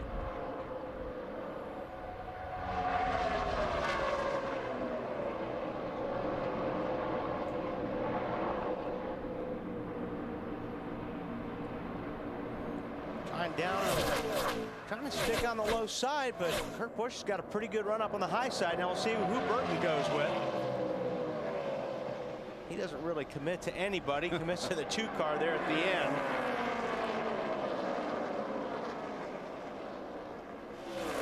Last night, different parts of the track worked differently during the race. Yeah, it really did, and I think it'll change again. I mean, the high side lost a lot of grip later on in the race. See Boyer down underneath Burton. That's for 3rd spot. Teammates right there. Drive for car owner Richard Childress. Got to be careful of pinching a guy off here in the corner, because if you're Boyer on the low side and you're underneath another car going through the corner and you're too close to that car on the outside, it can turn you around. It takes the air off your spoiler and you can spin around real easy. That's why you can't go into the corner side by side just leaning on each other. Real tricky here. Whoa. Yeah, I mean, that 2 car's been doing that all day. Earnhardt Jr. had some trouble on that restart. He was 5th on the restart, and he's back to 13th right now. I don't know if he missed a shift or what happened, but Matt, what happened on that restart? Well, he just came on the radio and said, driver error, apologize for that. I just messed up, meaning he missed a shift when he was starting to go through the gears on the restart. That's what it looked like, and if you do that, and 40 other guys don't miss a shift, you lose a lot of ground. And we talked about this at Indianapolis, and it's very similar here. The fuel gets strung out. Restarts here can be a real adventure. Let's listen. Let's see if we can hear what happens.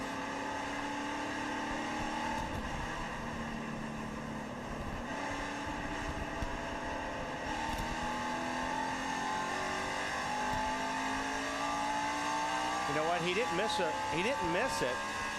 He just didn't anticipate it. He was way down on the RPMs when they threw the green. Those guys took off, so he didn't miss a shift. He just didn't time it right. He was laying back, then he closed up, and then he had to get out of the gas, and then they went and left him. Yeah, and he sounded like he was in too tall of a gear, too. I don't know if that was the case, but regardless, I don't think he'll let that happen again.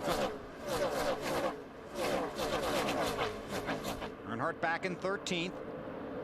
Carl Edwards right behind him, then Tony Stewart. That green car is Brian Vickers. And these 3 guys love each other.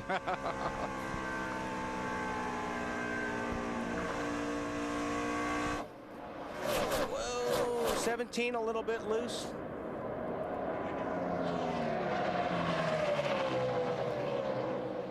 Jeff Burton for second.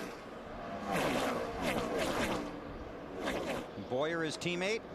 Kurt Busch back to fourth. And you can see how they fan out in the corner. They want to get away from each other going through this corner. They need all the racetrack they can get. Track is still very slippery. These guys are hanging on right now. They're looking forward to the track cooling down. Cools down, they'll get a little bit more grip with these cars. All right, let's take you through the field, starting with Allen. And starting with the race leader, Denny Hamlin, Bill, who comes into this race tonight, 6th in the overall championship standings and a chance to lock in his place in the chase. Not really many complaints about the handling of his car so far. He thought if he could get out in front, he could make some time, and he's doing just that. Second place runner is Jeff Burton. He's just taken that spot away from Kurt Busch. Jeff Burton loves the pressure of the race to the chase. He says this is what professional sports are all about. I can't wait to take my shot in these 2 races. Matt? Allen, his teammate in the 07, Clint Boyer, the only thing on his mind, getting this car to victory lane. Had a great career, best at Indy, finished 4th with this race car. On his way to a 3rd until they lost the engine. The car was loose earlier and then a little tight. They made an air pressure adjustment, currently rides 3rd, AB. The 2-tire stop for Casey Kane earlier got him some track position, moved him up from his 9th starting spot. Now they took 4 tires on this last stop as Casey tries to race his way into the top 10 tonight with a top 5 finish. Kyle Busch, a chance to lock in his position in the championship. He's running 5th in this race. He took the green flag back in 10th position. On the last pit stop, a 4-tire change and an air pressure adjustment for Kyle Busch to try and help the grip on his car. Matt? His teammate Jeff Gordon has his hands full with Kurt Busch in his mirror. His other issue, like everyone else here tonight, is battling the sun early going. It's a huge problem. You know, I think a lot of drivers were concerned with it last year, and you know, I understand for TV purposes, East Coast, West Coast, you know, you want to have a race start at a certain time, but you know, I think we also need to take in consideration the safety factor of it out there on the racetrack, and I don't think it's fully being taken, you know, into consideration, because honestly, no matter what I do with trying to block the sun and as dark of a shield as I can possibly get, that sun is so bright here and so strong that I pretty much go into turn 3 blind for a good part of the beginning of that race. Gordon trying to get this car back to victory lane, but he hasn't had a top 10 here in Fontana for 2.5 years, Dave. And Matt, the 29 car of Kevin Harvick, they're talking about vision as well, but shade overcoming the speedway. Car owner Richard Childress, along with Kevin Spotter, telling him where people are running and where the shade is going over the racetrack. It can change the way your car handles, Alan. Well, some tough sledding here for Kurt Busch in the Blue Deuce. He was running 2nd just a little while ago. Now he slipped back to 8th position. Reporting he has no rear-end grip on his car. Doesn't like the last adjustment they made on the pit stop. As crew chief Roy McCauley says, we'll undo it next time, Dave. Matt Kenseth is running about where he restarted. Remember, he had an incredibly loose race car. Those were his words. They made a chassis and an air pressure adjustment to try to help Matt. Matt?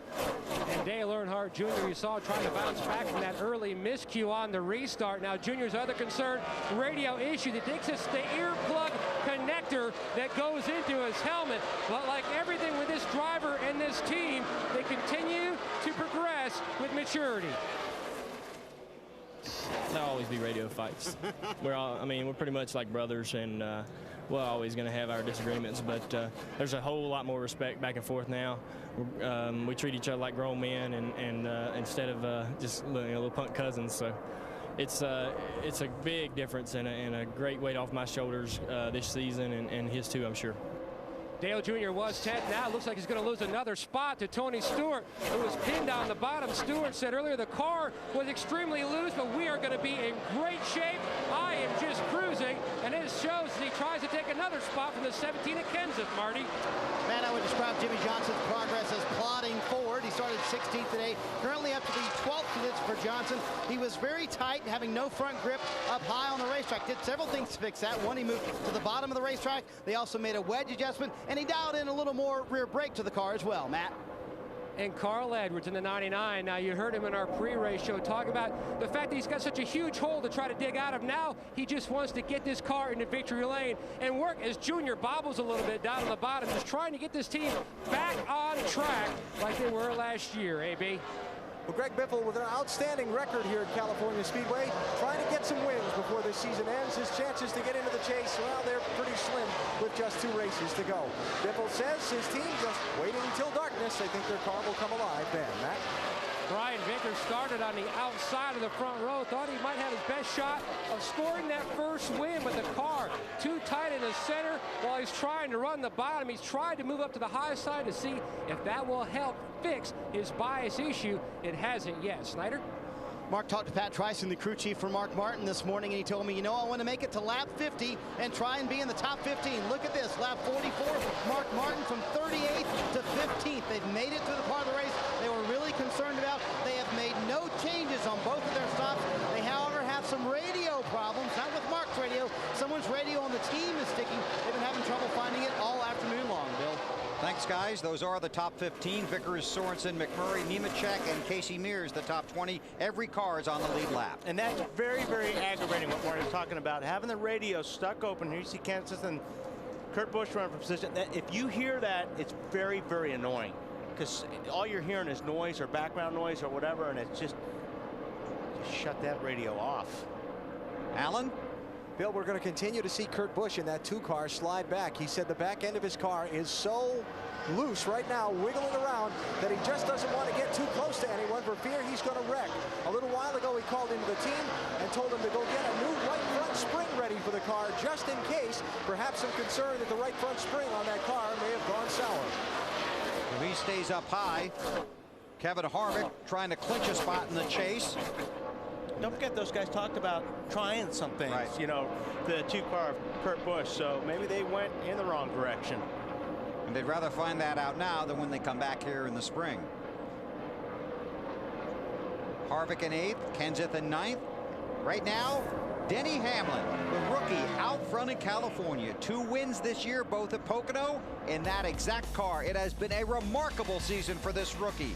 Now, can he race his way into the chase?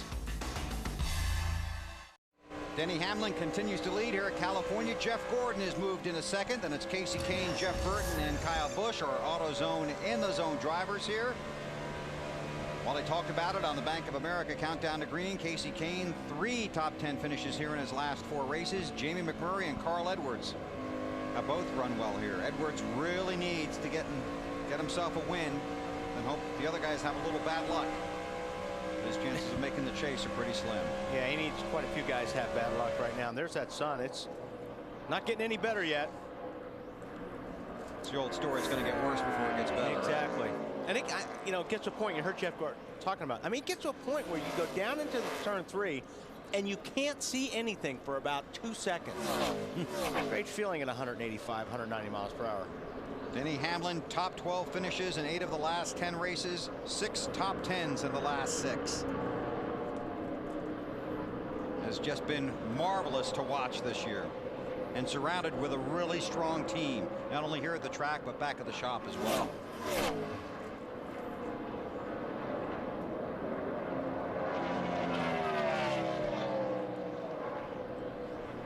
Hamlin was 12th here in the spring. There's Kurt Busch still struggling with that race car. And Kurt Busch doesn't want anybody behind him. I mean, and because I'll tell you what, if he's loose by himself, if you get another car behind you, it makes it 10 times worse. So I think, Alan, he's just looking for an opportunity to get in the pits and try to help that car. He's looking for a caution flag and hoping he's not in. Man, is that thing sideways. Sorry, AB, but man, he looked like he was drifting. He did. So when you were behind the wheel of these race cars, Wally, is that how you reacted when a car got sideways like that? A couple different words, I would say. That's what I thought. Not oh man. Yeah. I tell you, one of the big goals for this team today, Wally and Bill, they've had good race cars at a couple of recent races and haven't gotten to the finish. Roy McCauley, the crew chief, told me their big goal for today was to finish all the laps, not hit anything, and not get any penalties. Right now, Kurt's just hanging on, trying to reach that goal, huh? Yeah, because if he keeps going like that, he's going to hit something. He will be the caution.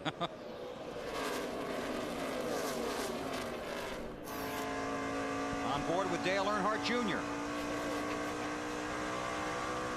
This is down the backstretch. He's got got a tinted visor there too, and that looks like a tear off. Matt, is that a tear off? It's a pretty big tear off if it is. Wally, he has a tear off on his visor, but also just in case, he still battles issues with the sun. As a backup, he has a huge piece of duct tape stuck to the roof. We got a battle for the lead of Gordon, who said he just needs help with drive off. Looks like they finally got it for him as he tries to work that 24 car into the front. Marty Snyder talked to Jeff Gordon. Gordon's going to take it, and getting back to Matt's point, it doesn't matter what you have. That sun gets to the point where it doesn't matter how dark a visor you have. You cannot see. And there'll be about a 5-lap, 10-lap window there going into 3 where you're blind. Doesn't matter what you have.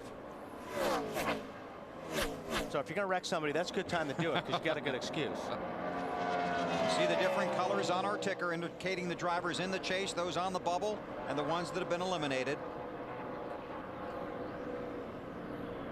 Jeff Gordon, the new race leader. Hamlin is second.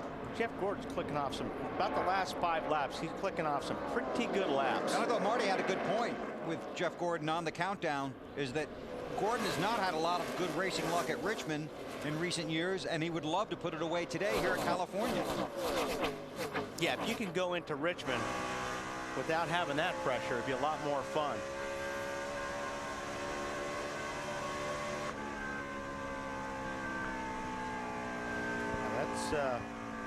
That's pretty tough.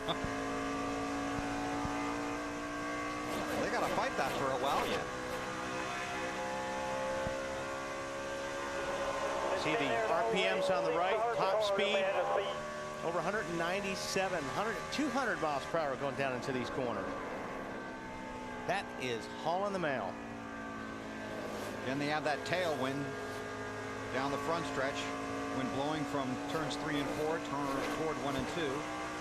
Then a headwind down the backstretch, looking into the sun.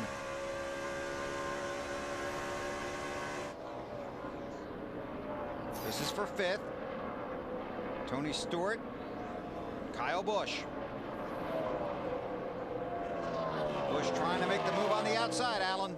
Yeah, Bill, been a little while since we've gone back racing. Kyle Busch's crew chief told me this morning they didn't expect their car to be lightning fast early in a run, but it stayed and held its lap speeds better than most in the field, at least during practice, as we went later into the run. So we may be seeing some of that starting to kick in now for that 5 car.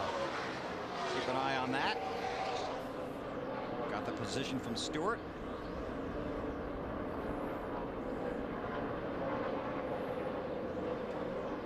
Defending champion of this race.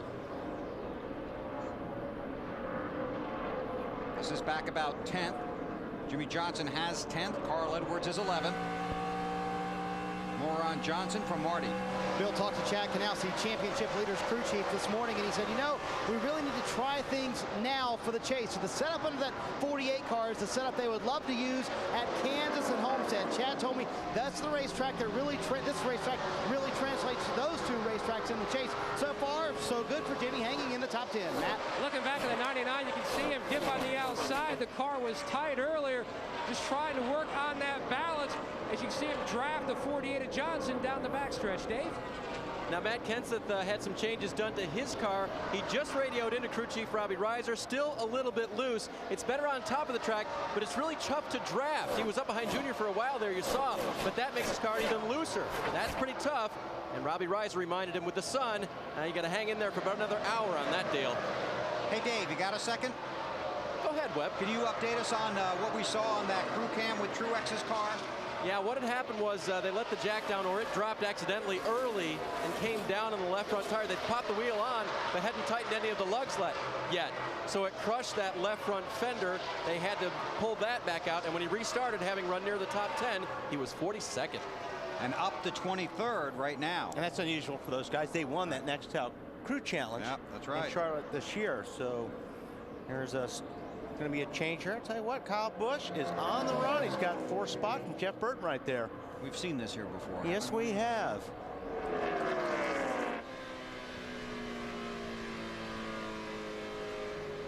Boy, off the throttle a long time right now. Jeff Gordon is the all-time lap leader here at California, but led only 2 races in his last 7 before today.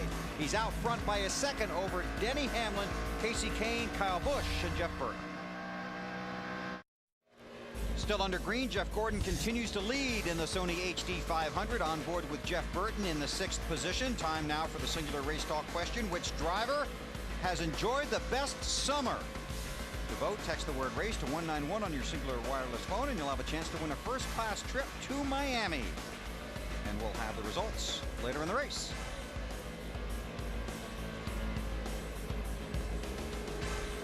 Depends where they went this summer. I think we're talking about on the racetrack. Oh. There's our race leader, Jeff Gordon. California native, trying to lock himself into the chase for the Nextel Cup Championship. Missed it last year, and you can really hear the frustration in his voice after this race 1 year ago. This year, things have been a little bit better. Victory in Sonoma. And they have gotten hot down the stretch. That's at Chicagoland. Matt Kenseth out of the way.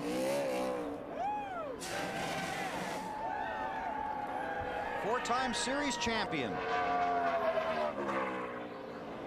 And out front in California. More from Matt. Bill, we're about 10 laps away from Jeff Gordon's next scheduled pit stop. And he just told Steve Letarte on the radio that the car down in 1 and 2 is so much better than it is down in 3 and 4. He says when he even starts to get in the gas down in turns 3 and 4, the car is just big time loose, allowing Letarte to know exactly how much he needs to adjust his 24 car on their stop. And they're going to have to be careful about adjusting their cars, because the sunset here is a little over an hour away, 7:13 local time. It's about an hour and 6 or 7 minutes from right now, and that's when the track's really going to change. Yeah, you don't want to, if you have a loose race car right now, you don't want to adjust it too much, because the track should tighten up. Should. So you don't want to make a big adjustment. The next round of pit stops are going to be really important. Heard the guys talk about, you really need, the guys that are really good at a race like this are the guys that can anticipate that change, you know, in the racetrack and make those adjustments and not go too far. Kyle Busch up to 3rd spot. He was fun to watch last night. I mean, he drives this racetrack pretty loose. Yes. You can watch him come through this corner right here, and normally you see that glove go to the right. So I mean, and that's why I think he's one of the, you know, better drivers around this place. He really hangs it out. Hey, B? Hanging it out. You're talking about Kyle Busch in that 5 car, right? Yes, sir. That's what's going on. The back end wants to step out on him. They call it a loose race car, hoping to make a little adjustment on that in the green flag pit stop that's going to come up a little less than 10 laps from right now. Speeds at the line.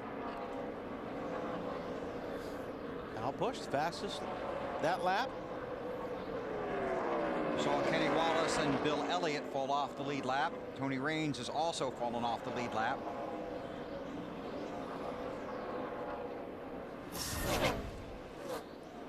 But Gordon in the lead by 2.2 seconds over Denny Hamlin. So it's a rookie chasing the veteran, getting close to green flag pit stops. We'll step out and come back to California on NBC. NASCAR Nextel Cup Racing from California Speedways, brought to you by the Bank of America. Experience higher standards in checking only from Bank of America. By Sony, the official high-definition television of NASCAR. By Dodge, you can take life as it comes, or you can grab life by the horns, Dodge. And by Burger King, who reminds you to have it your way.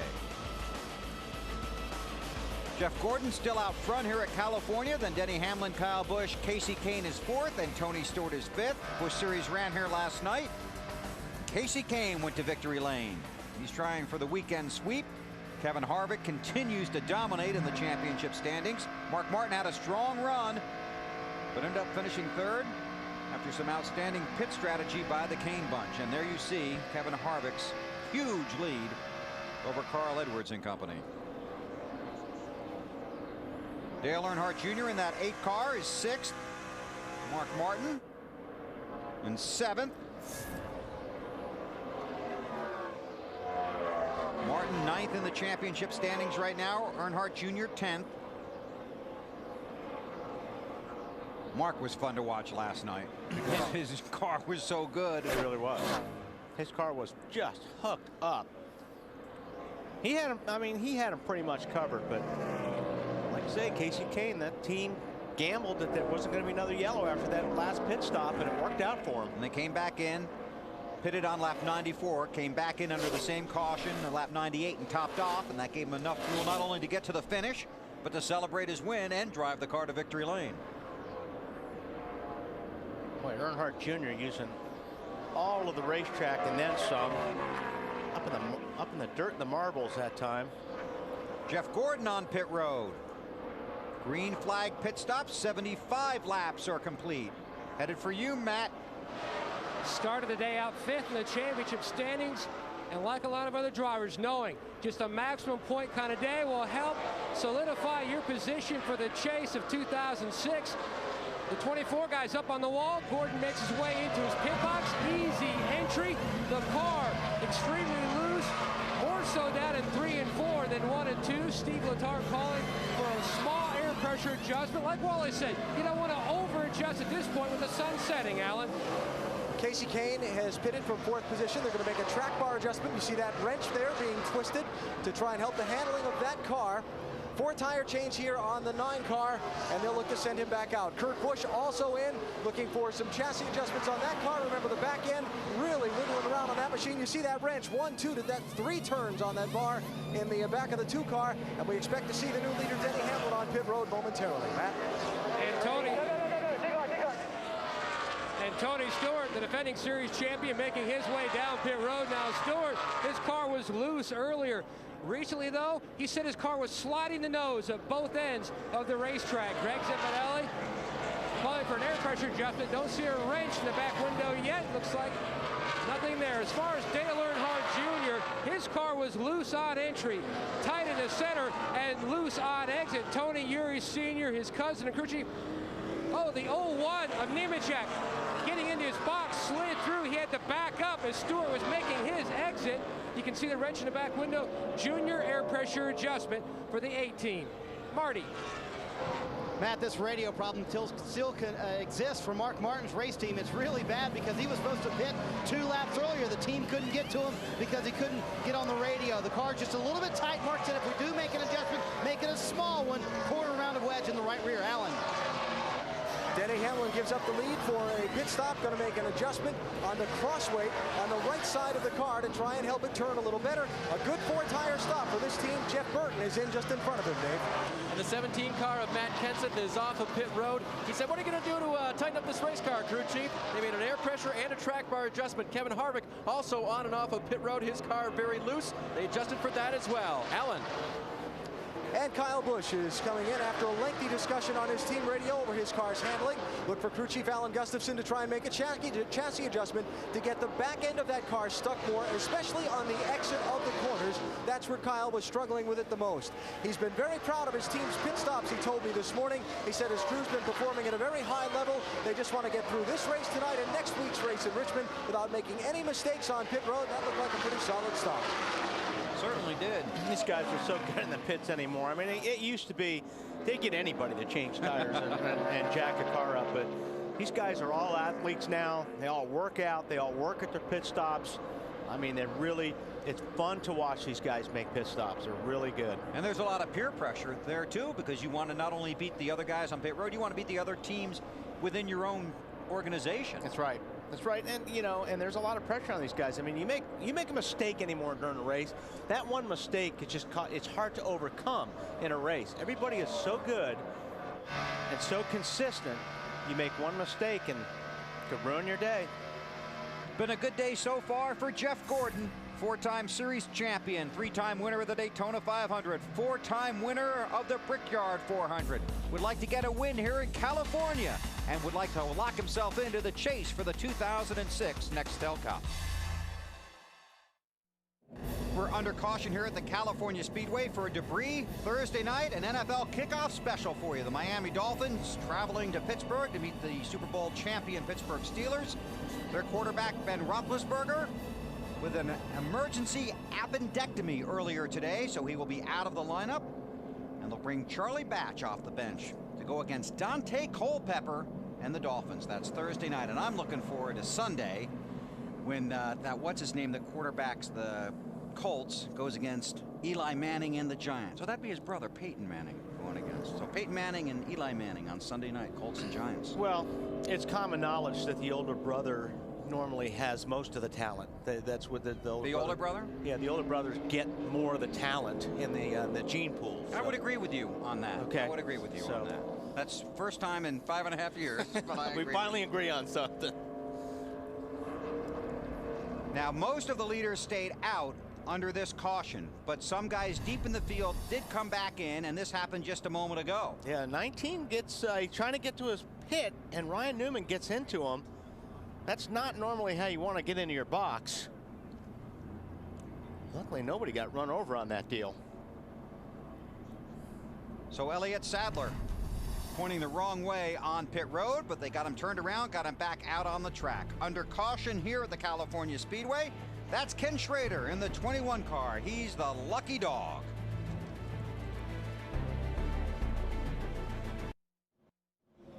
Ford is looking for the ultimate racing fan to have the ultimate fan experience at Homestead Miami Speedway. Log on to racetothedream.com for your chance to win tickets to all 3 NASCAR championship races in November, being an honorary starter for the Ford 300 Busch Race, and a pace car ride. Racetothedream.com. And we're still under caution here in California. Jeff Gordon, the race leader, Denny Hamlin, Kyle Busch, Casey Kane, Tony Stewart, the top 5. Marty. Well, Bill, the radio problem is not going away from Mark Martin. And what happens, white noise comes on the radio as if someone's radio is open for about 30, 45 seconds, and then it goes away for 5 minutes or so. They're trying to track down whose radio this might be on the team. But Mark came on the radio himself a few minutes ago and said, guys, you have please got to help me with that radio. It is awfully distracting. And when Marty says white noise, that's not a band. It's just you hear all this static and stuff. And I'm telling you, when you're running these cars at 200 miles per hour, that is very distracting. You know, it takes everything you can to focus on what you're doing, and that'll bother you. And Denny Hamlin is focused right now on the high side for the lead. Kyle Busch on the low side. They split Jeff Gordon, and he falls back to 4th and may lose that position. Top 17 cars did not pit. Matt. Nothing on the radio about the restart, Bill. Just during the caution, he said the car still loose. Looking at the track temperature has come down, but the track hasn't tightened up, which is the usual trend here in Fontana. Boy, he's in the way right now.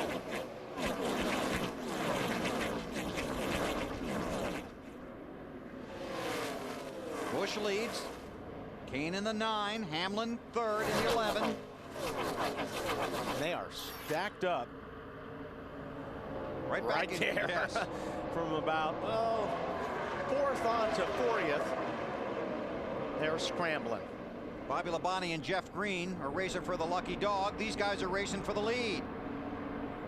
Casey Kane, believe it or not, in the high groove. More on the leaders from Allen. Well, Bill, you talk about some guys who are very hungry for a win tonight. Casey Kane has 4 wins already this season, but his last win was back in June, and they've been through a very difficult summer, which is what has them on the bubble for making the chase. As for Kyle Busch, he won a race in July in New Hampshire, but it's been his only win of the season so far. He feels like he might have given a couple away during this season. He wants win number 2 here tonight. So far, he's running very well. Comes in off the win last night in the Busch Series race.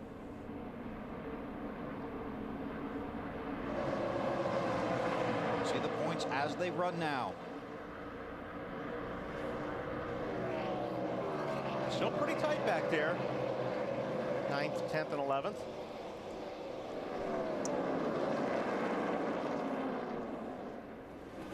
Casey's cut that margin in half from 90 down to 43. There's Jeff Gordon. And the 24, Earnhardt Jr. trying to get around him. Matt. Trying to work his way back up to the point, Bill. Fell from 1st down to 6th. All he said on the radio was, the car just picked up a tremendous push when I went down into turns 1 and 2, and he had to wait on the throttle, thus allowing everyone else to work their way around him. And he was strong when he was in front, but right now back in traffic, he's got his hands full. Yeah, they're just stacked up on top of each other right now. And we talked about it earlier. You can run all the air you can on your car. And right now, in this traffic, it's hard to get all that grip in traffic that you had when you're out there out front by yourself. Jeff Burton, that 31 car, trying to step out of line and make a move, looking back from Gordon.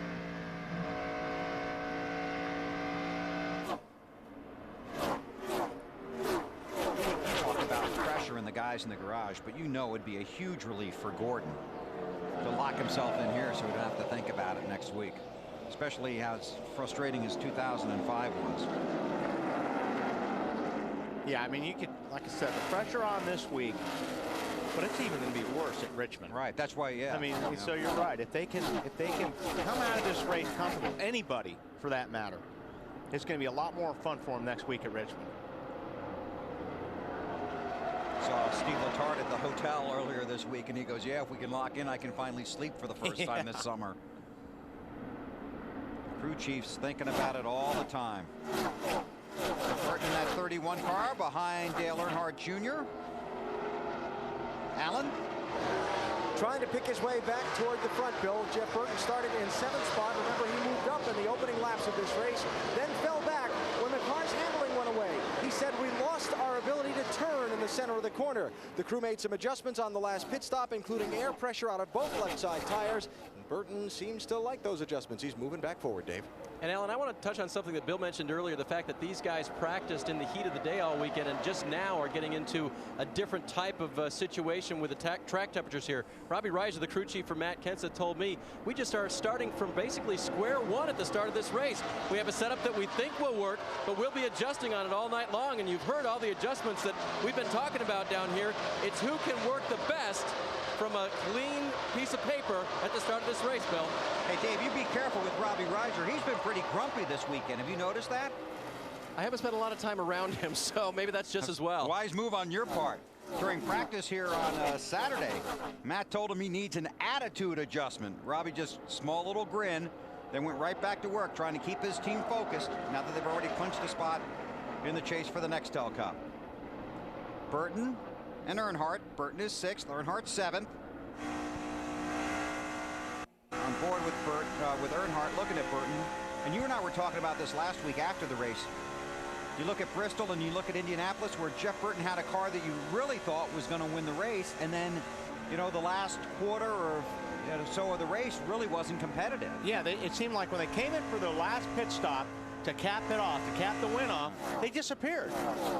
And Burton told me yesterday, he said in both those races, the car just got so tight and they couldn't get the tightness out of it. And the more they worked on it, the worse it got. Alan, that's similar to what you were talking about earlier.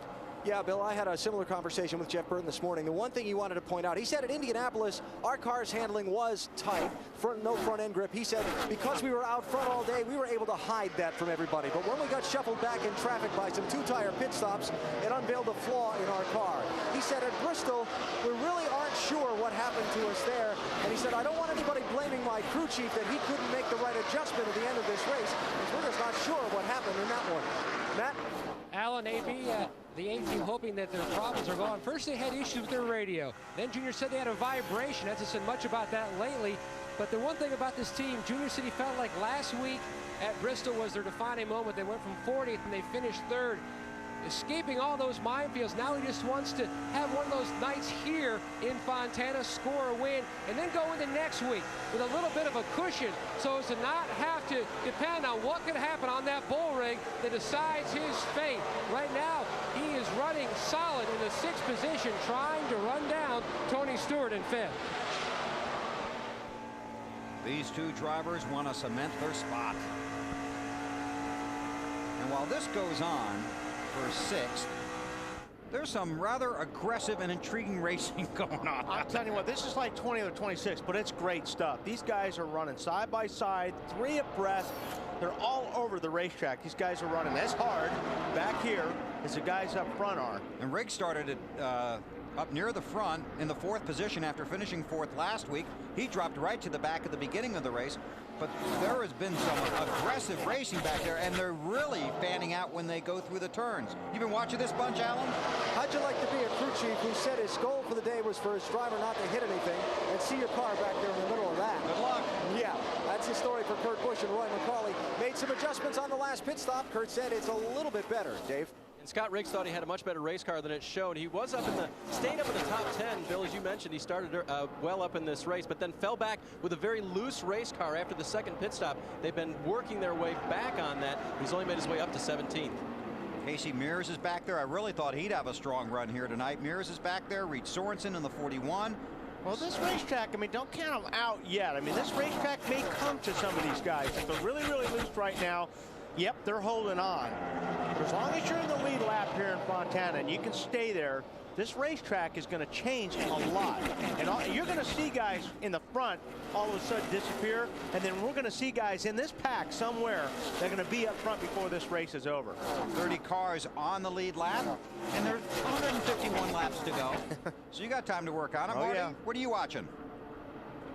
Well, Bill, I was wondering if Wally read the playbook for the 42 team. That's exactly what they're talking about. You know, they've been loose this entire time fighting no rear grip, but they think the racetrack will come to them later. This racetrack is going to A, get tighter, and B, the racetrack is going to cool down. That should add more grip to the racetrack, and that's what Casey loves, a little more grip in the racetrack. Thanks, Marty. There's Mark Martin right now. Yep. He's sliding back. He went across the stripe there in 17th spot. You have to believe he's really hoping when the sun set. Well, Marty, did they make the wrong move, or is that radio just bugging him? No, he made some contact with someone, Wally, and damaged the right front fender a little bit. They had a little bit of a fender rub. Mark said also the car is extremely loose right now. Quite a handful. And right now, Mark Martin, 10th in the championship standings, only 26 points ahead of Casey Kane. Earnhardt for 5th around Tony Stewart.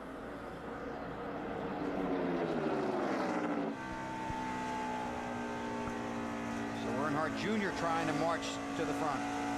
More on the 8 from Matt. Bill, similar issues for the 8 of Dale Jr. and the 20 of Tony Stewart. Jr. says his car just sliding the nose terribly from the center off. That's exactly what Stewart was saying about the 20 machine as well. Just no grip in the front. Casey Kane drives car 9. Started 9th. Last time he started 9th was at Charlotte in a race that began during the day and ended under the lights. That night, Casey Kane went to victory lane. Early evening here in Fontana, California, the NASCAR Nextel Cup Series with a 500-mile race in the Sony HD 500, where Casey Kane is the race leader on board with Jeff Burton, trying to crack the chase for the Nextel Cup. Which driver had the best summer? Here's how you voted. Matt Kenseth. I'd have to agree with that. I would too, especially after the last couple of weeks. Our singular race talk poll. Gordon just takes third away from Hamlin. So after falling back, his car has at least recaptured some of the magic it had a few laps ago. Yeah, I think once things settled down and spread out and he got out of that aero situation with all that traffic, back to run some pretty good lap times. In fact, that last lap, he was the quickest car. Been some good racing going on all around the track. Time now to take you through the field, starting with the race leader, Casey Kane, and here's Alan. And Bill just talked with some of the crew about this 9 car. Things are going well now. Check this out. Points now as they run in the race. Casey Kane in the 10th spot. But of course, so many laps to go on this night tonight. As far as this team is concerned, they're wondering the same thing everybody else is wondering. What's going to happen when the sun goes down? Kyle Busch was running right with these cars when the green flag waved for this restart. Obviously, he's dropped back just a little bit. You see nearly 2 seconds off the leader and a nice wiggle there up in the corner. Kyle initially being told by his crew not to worry about it, that they were better over the long run, but Jeff Gordon has just gotten him for 2nd place, Matt. And Jeff Gordon a half-second faster than leader Casey Kane. Gordon said on the radio about 10 laps to go. He goes, you have no idea. I've got about an inch or less of tape left before the sun will be absolutely miserable heading down into turn 3, Alan. Denny Hamlin has fallen from second back to 4th place now and hasn't said a word on his team's radio since that restart. No complaints about the car's handling, no observations, just logging laps it appears at this point, Matt. And Dale Earnhardt Jr. running in the 5th position. Jr. says the car too tight, hoping for the next pit stop to try to free it up. It seems like whichever driver it is, whatever condition you're experiencing, it's magnified at this juncture of the race. Matt Kenseth runs next. Matt started out in the 9th position on this last restart. Has picked up a couple of spots, and with himself locked into the chase, we asked him what matters about the next couple of weeks. I think it's important. I think it goes back to, like we were talking about, momentum. I think it's important to keep that, and I think it's important to keep, you know, myself, all the team members, overall guys, everybody, you know, performing at a championship level, and you know, working as hard as we can every week. So, you know, really this business is about trying to win races and collect trophies and do all that stuff. And every race is a big race. You know, even though you're in the chase, you still want to get as many points as you can. We'd love to go in and be the point leader. That's how you have the most points starting. So we're just going to do the best we can every week and see how it turns out. And as caution on the racetrack now as Brian Vickers has a problem, Bill. He's had contact, heavy contact. I think the left front tire looks like it blew on that car. Yeah, sure did. Because that's what took the fender off. I don't know if he made contact with somebody before that. You see he made contact with somebody in the right rear. So the caution is out. Jeff Green will be the lucky dog. That's on the back stretch. And when that tire goes, yeah, it just rips everything apart. And this really falls into the hands of some of the guys that didn't pit under the last caution. There you see the tire go. It's gone there, actually. Bits and pieces all over the place. This is on board with Dale Jarrett. All we're going to see is the sun. I actually saw some smoke there. Or I thought I saw some smoke. No, I did see some smoke when he went down in the corner. And he felt it. It was like he felt it going. He got out of the way. But so I mean, they really got to fix that fender, because you can't run a car like that here. You won't even be able to run minimum speed without a left front fender. And you have to check the suspension parts as well to make sure everything's going to hold together for him. Too bad. Brian had a good qualifying run. Had high hopes here at California. So the caution is out and the pit road will be open, and these guys are all going to come in. Kane, Gordon, Kyle Busch, Denny Hamlin, Dale Earnhardt Jr. Then it's Stewart, Kenseth, Biffle, Jeff Burton, and Jimmy Johnson, the top 10. Kane leads them down pit road. And it'll be a busy place. Marty Snyder. Yeah, Bill, Jimmy Johnson's had about a 10th place car for most of the afternoon. He is tight in the center of the corner, meaning he lacks front grip. They're going to make a wedge adjustment to fix that. Loose off the corner, back in wants to kick around. A track bar adjustment down on that to fix that problem. Dave? 7th place runner Matt Kenseth comes in, bottom of your screen. 4-tire change for him. Still loose, but I think we should leave it, says Matt. And Robbie Reiser agrees. The track is going to be coming around the next 20 minutes, Matt. Your screen, Jeff Gordon, 24 car, no changes. They feel like at this point of the race, the sun is going to play games, so no adjustments. Gordon says the car was good. Davey.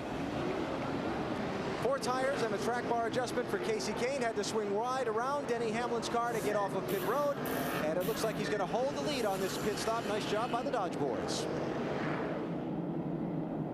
Well, we'll check it out. We'll check the running order and go back to green flag racing when we come back to Fontana. You're watching NASCAR on NBC. Okay, computers are great, but your eyes are better when you're looking at the race off of pit road, right? Bestwick was all over it. Casey Kane won the race off of pit road, then Kyle Busch, then Jeff Gordon in 3rd, then Denny Hamlin, Earnhardt Jr., Matt Kenseth, Tony Stewart. And I can tell you Harvick, Boyer, and Jeff Burton. That's a pretty good race. For 10. Looked like a Talladega finish there. Sure did. So that was the race off of pit road. I think we can probably get an update on the 6th car of Mark Martin from Snyder. Yeah, Bill, they came in to fix the right front fender twice. Mark said he made contact with someone on the racetrack, and Mark said, you know, listen, guys, we need to fix this correctly. As you see, currently he is out of the chase for the championship, 11th in the point standings. But remember this, they drove from 38th to the front in less time than they need right now to get back to the front. They will restart, I believe, in the 28th position. They said that right front fender is as good as new. He is in 28th, still working caution and cleanup here at the California Speedway in Fontana. They work on Ryan Newman's car, and everybody's looking at Casey Kane's car because it's in the lead. The sun getting close to setting. The pace car to pit road. Casey Kane, the race leader, brings the field to the green flag for the restart. 135 to go.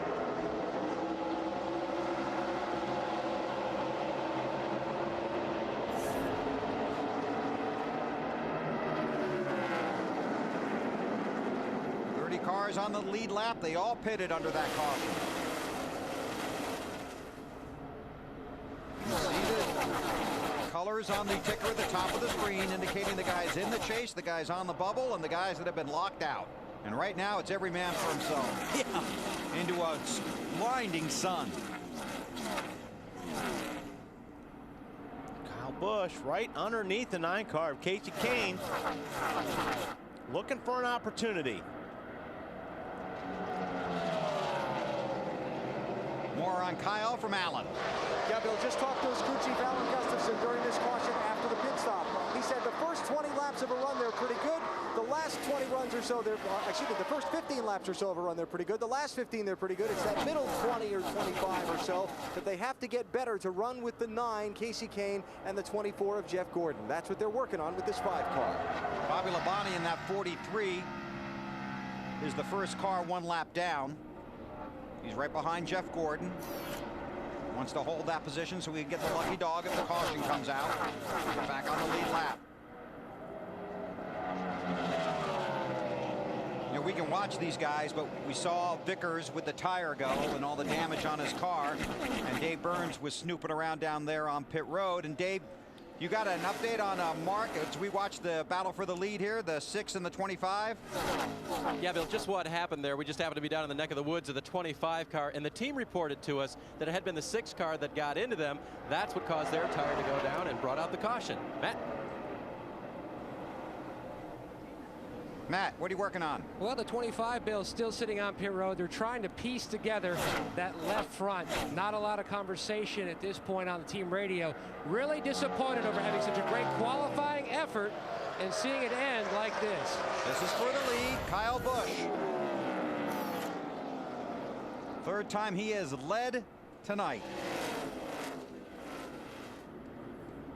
Just didn't have enough to drift up that racetrack to clear the 9 car. Falls in to get the draft down the backstretch. And they fan out in the corners here at Michigan. So Vickers did have contact on the racetrack, and that's what led to the tire problem. I figured something had to happen like that for the left rear to, or left front to go on that car. Something must have cut it. Normally contact will do that. Allen. Well, you think that a guy racing to get into the championship with only 2 races to go, a guy that's tied for the most races won this season but still struggling to make that cut, would feel a lot of pressure coming into this race. But when I spoke to Casey Kane on Friday, he told me he really didn't feel the pressure yet. He said, I think it's because I spent a fun week. He went up to Washington and had a fundraising sprint car race at a track he used to race at. He held a charity event over here in Irwindale, California with some drift cars. He said, I think because I've been doing all these fun things this week, I haven't thought about the championship. I haven't let the pressure get to me. And I think another thing is, go ahead.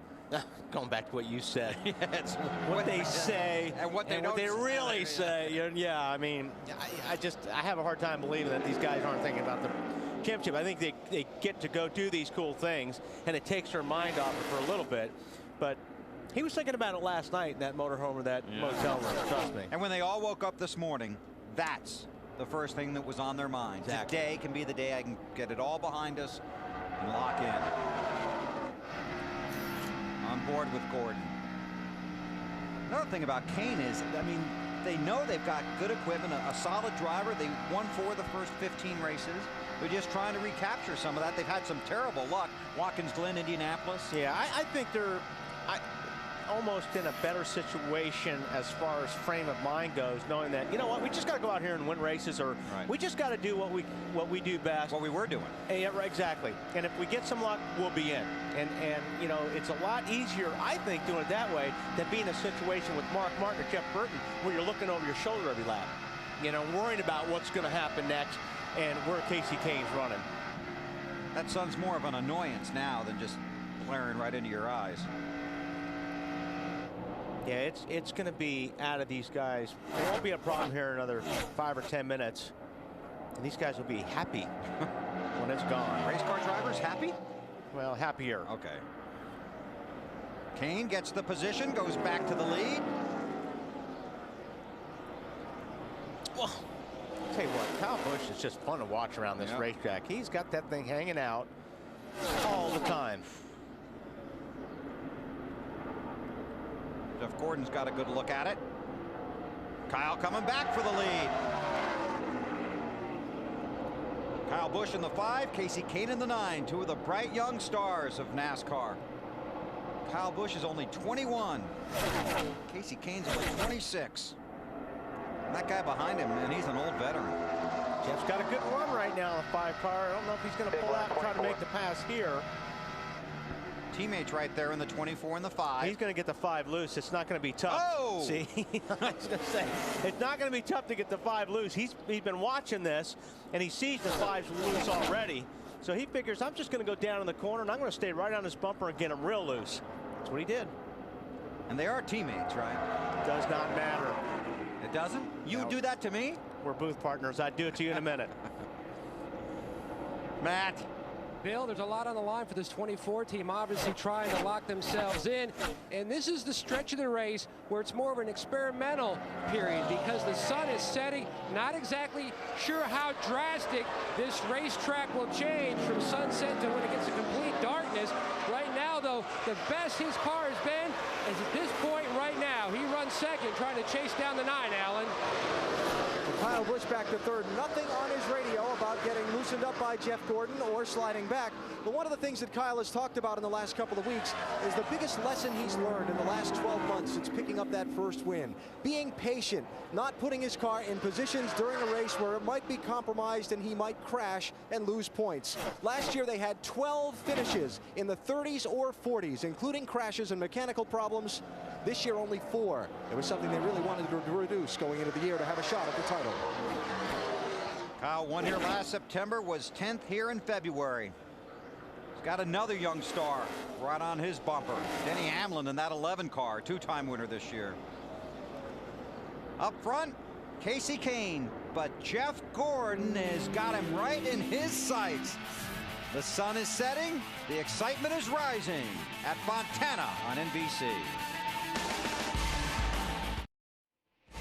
NASCAR Nextel Cup Racing from California Speedway is brought to you by the Home Depot, NASCAR's home improvement warehouse, by Ford, Bold Moves, by KFC's Build Your Own Variety Bucket. Choose any 3 of 6 KFC favorites. Give the people what they want at KFC. And by DLP Technology from Texas Instruments. HD TV doesn't get any more real than this. The fans at Fontana having a fantastic time tonight. There's Casey Kane. He is the race leader, but that 24 car has been all over him for a few laps. 129 laps are complete. Let's take you through the field, starting with Allen. And the leader, Casey Kane, standing in their pit right now. His team manager, team director, Kenny Francis. Crew chief's role called by a lot of other organizations, but the Evernham organization set up a little differently. They call it team director. Kenny says no message to his team this week about the pressure or about their point situation. They figure they do what they do. See how it turns out, Matt. The 4-time champion Jeff Gordon runs in second. They brought one of their best cars in the stable. They won Chicago and then finished second at Michigan. Gordon now back down in the bottom, hunkered down, just riding, waiting until the sun completely goes down, and they expect the handling to really improve on this good race car, Alan. Only radio traffic on Kyle Busch's channel since he wiggled and went up the racetrack and lost second spot was his crew chief Alan Gustafson telling Kyle, it's okay, we're going to run our race. Let's try to take care of the car right now. Denny Hamlin pressuring Kyle Busch for that third spot, maybe going to take it away right here. Hamlin's crew saying that their car is fast, but still just a little bit lacking front-end grip in the center of the corners, but they're afraid to take a big swing at it right now because it's still fast, Matt. Dale Earnhardt Jr., one of those drivers who started the night between 5th and 11th in the championship standings, knowing, as you can see as of now, currently 7th. They have to have a good night here, and especially at Richmond, because those drivers have all either finished 2nd or better at Richmond. Can't afford any mistakes. Junior says the car a little tight on exit. It's been hot all weekend here, Matt, and the Kenseth team knew that. In fact, Matt asked for some extra air hoses around him.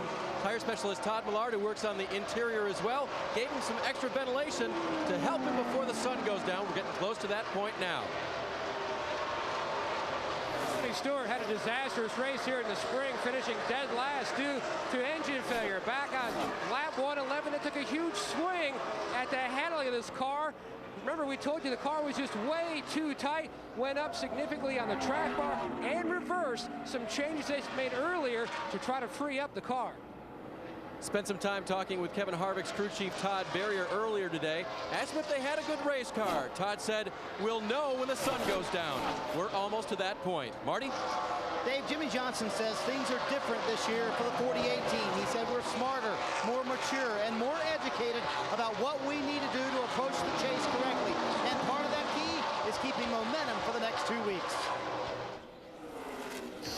I don't think we've been able to do it so far, so our strategy hasn't changed. The last 3 or 4 years, we lost a little steam through here, and this year we've been really strong and putting up good performances week after week. So, you know, if we can go into the chase with the points lead, it's going to be great. But if we don't, I still know that we're a better team right now than we've ever been. We're stronger, and we're going to be more of a threat this year for the championship than we've ever been. So what have they learned today that will help them in the chase? Well, they've learned this setup they would love to use at Kansas and Homestead. So far, mixed reviews. Not that great, not so bad. Jimmy's been about a 10th place car all afternoon. Alan? Jeff Burton, one of the championship would-be chasers, running in the 11th place in this race. Last traffic on his radio, his car way too slow in the center of the turns.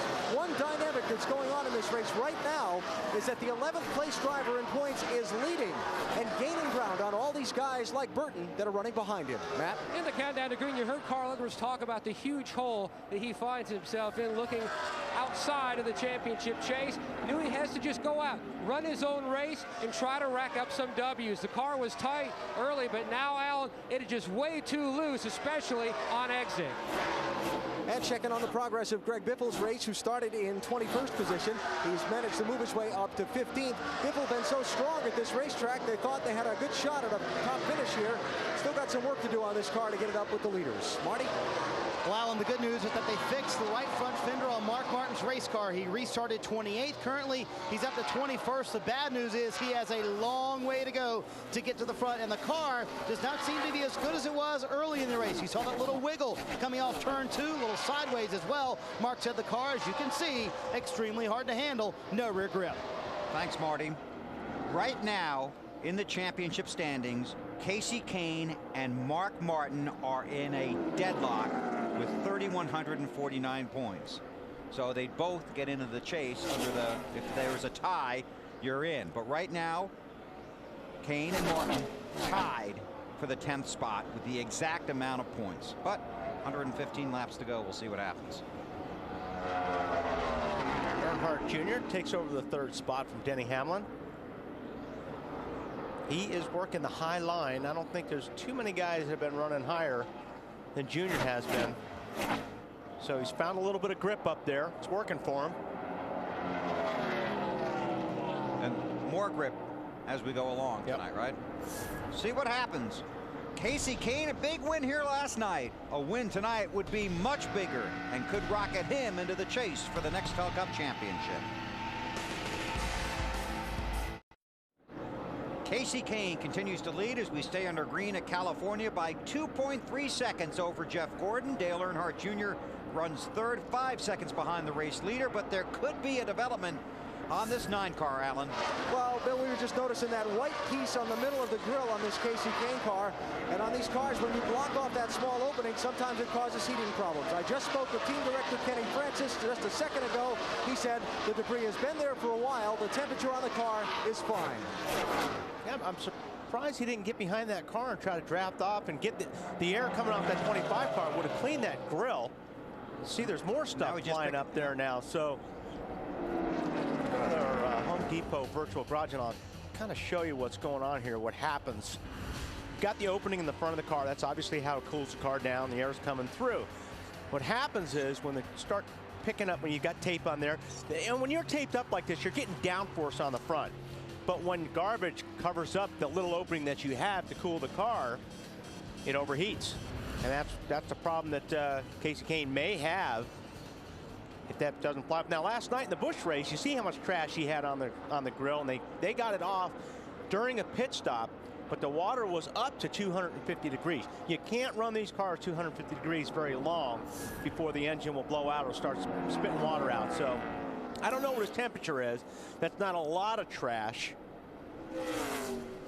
But you don't want any more. You don't want any more. And you can get that off. If you get behind a guy and you go back and forth, if you get on this bumper and you turn left and right, the air off that car sometimes will clean that paper off. It'll blow that paper off. So I don't even know if he knows it's there or not. If they're watching TV, they'll tell him and he'll get it off.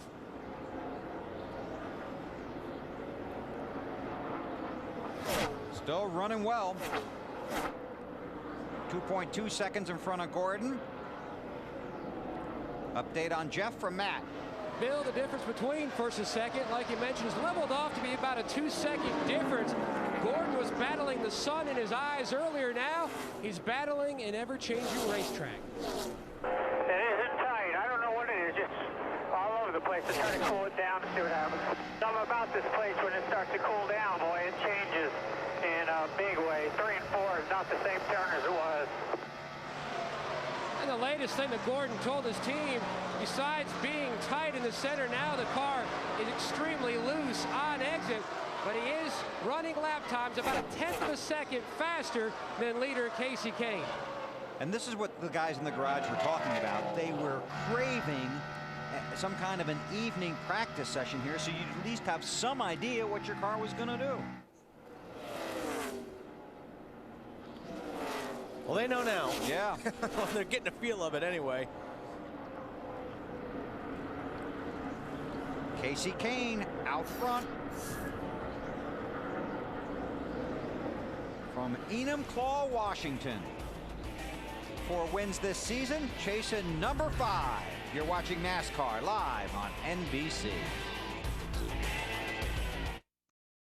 The sun setting in the mountains of California. The NASCAR Nextel Cup Series racing under the lights at the California Speedway. 148 laps are complete. Casey Kane leads Jeff Gordon by 2.3 seconds. We're about 15 laps or so away from pit stops. This battle is for second. Jeff Gordon and Dale Earnhardt Jr. as we approach the 100 to go mark. Takes the spot. That's second place. Just want to remind everybody, our buddy Benny Parsons not with us this week, hopes to be with us next week when we race in Richmond, Virginia. And if he is, he would utter those famous words, truck, cue the duck, please. Time for our Aflac trivia question. Who were the only rookie contenders to win a California Nextel Cup race?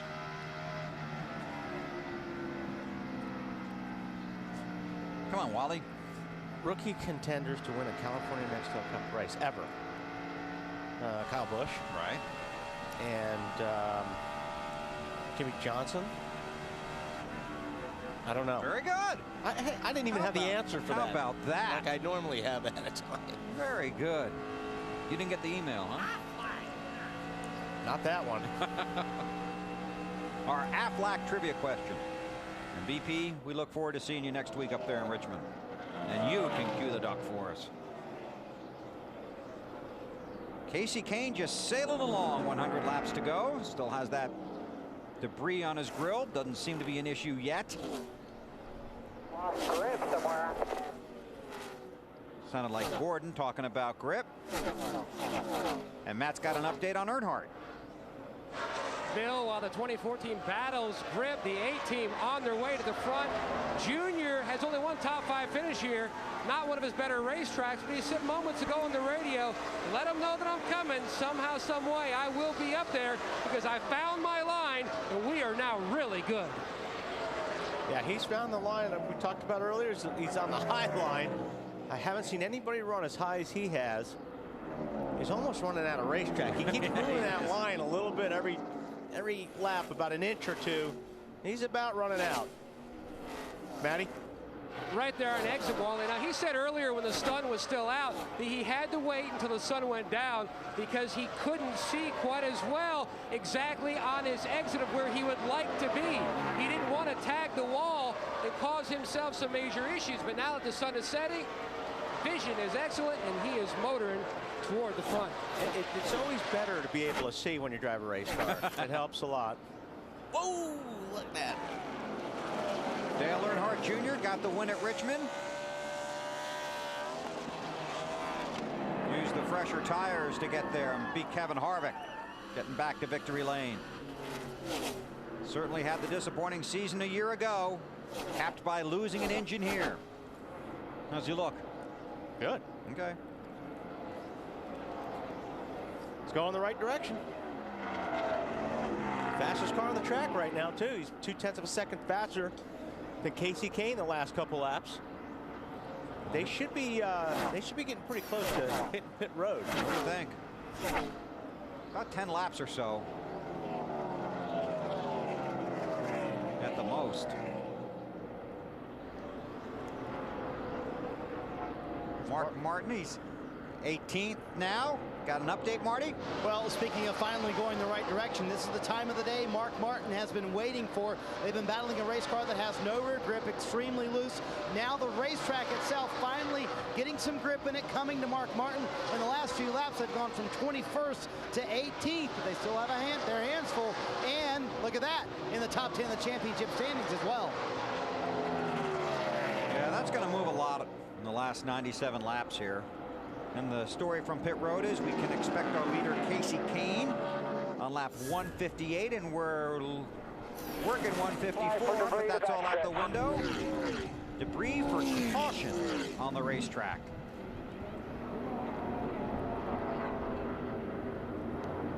And this will put just about everybody in a window where if it did stay green, they'd only have to pit one more time after this set of stops. So we'll see how that works out. So if you're going to get your car right, you need to get it right on this round of pit stops. Casey Kane came in here 11th in the championship standings, 90 points out of the final playoff spot. Right now, he is back at 11th, 6 points. Jeff Green is the lucky dog under this caution. He will come around to be the 26th car on the lead lap. So it's Kane, Earnhardt Jr., Jeff Gordon, Denny Hamlin, and Kyle Busch. Matt Kenseth the 6th, then Tony Stewart, Kevin Harvick, Jimmy Johnson, and Carl Edwards.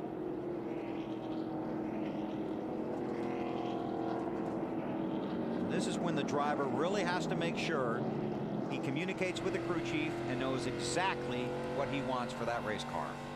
Yeah, it really is. I mean, and you can't second guess yourself here, you know, and that's where these crew chiefs really are. That's where they do their magic, because they know what this track is doing. They know where the car has been. They know the adjustments they've made. And like you said, Bill, this is going to be a very important, you know, we talked earlier about there's going to be some guys in the front that go to the back and vice versa when the cool track's down. And we've already started seeing that. So, yeah, this is a real important pit stop. Don't over adjust. That's the biggest thing you don't want to do, is make too big of an adjustment here. Pit road will be open this time. You've had enough time to at least get the feel for what the track's going to do. Right, and you know that it's gonna cool down a little bit more, but nothing like it has in the last half hour. It's really, you know, the track has really cooled down in the last half hour, 45 minutes. There you see Kane, the race leader. He'll bring the field to pit road.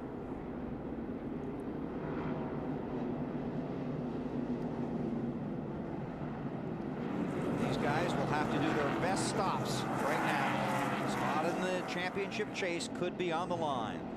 field dashes onto pit road. We go to Marty. Bill, for championship leader Jimmy Johnson, exactly what you guys talked about. They wanted to make a big adjustment. They decided, let's not make it over just a car. He wants more of what they've done before, but not double of what they've done before. Tight on the throttle, up half a round on the track bar. Dave?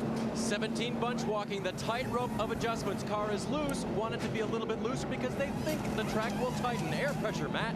Dale Earnhardt Jr.'s car has come to life. No changes on the previous pit stop. You see him in the center of your screen. No changes this time, just a little tight on exit. AB? A paper fell off the grill as Casey Kane came to a stop in his pit. Going to be a 4-tire change, a track bar adjustment. Wanted him to make sure he stopped back in his box so that he could swing around the 11. There's a race off pit road. That's going to be one the camera's going to have to tell us. See Jeff Burton shooting out of his pit stall. I'm going to give that one a 24. And you would be correct. So Jeff Gordon picks up the lead on pit road. The pit guy is getting it done at California.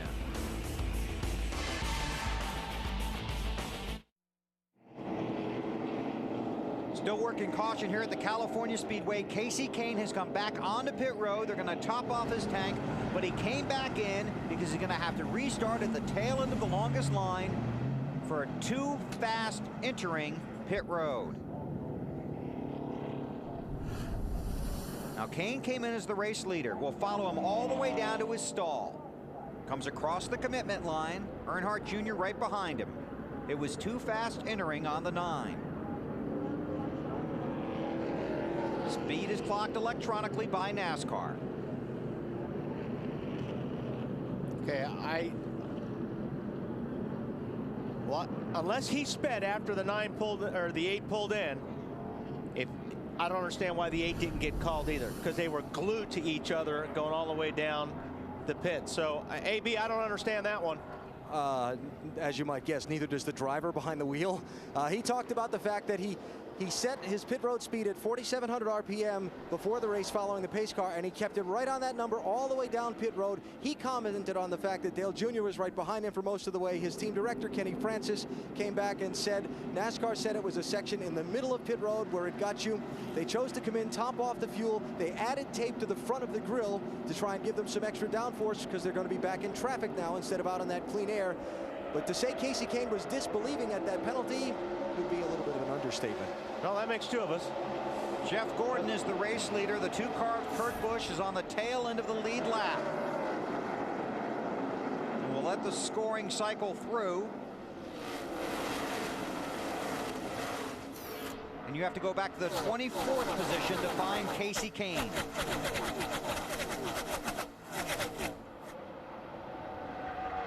Kurt Busch had just pitted under the green before the caution came out. That's why he's at the tail end of the lead lap. Kevin Harvick in the 29 car. That's a mess back there. Sterling Marlin's there. Dave Blaney. Tony Stewart's in the middle of that.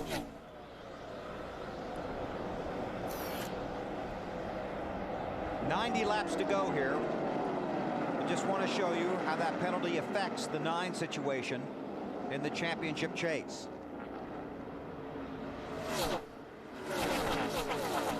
See Mark Martin in the 10th spot.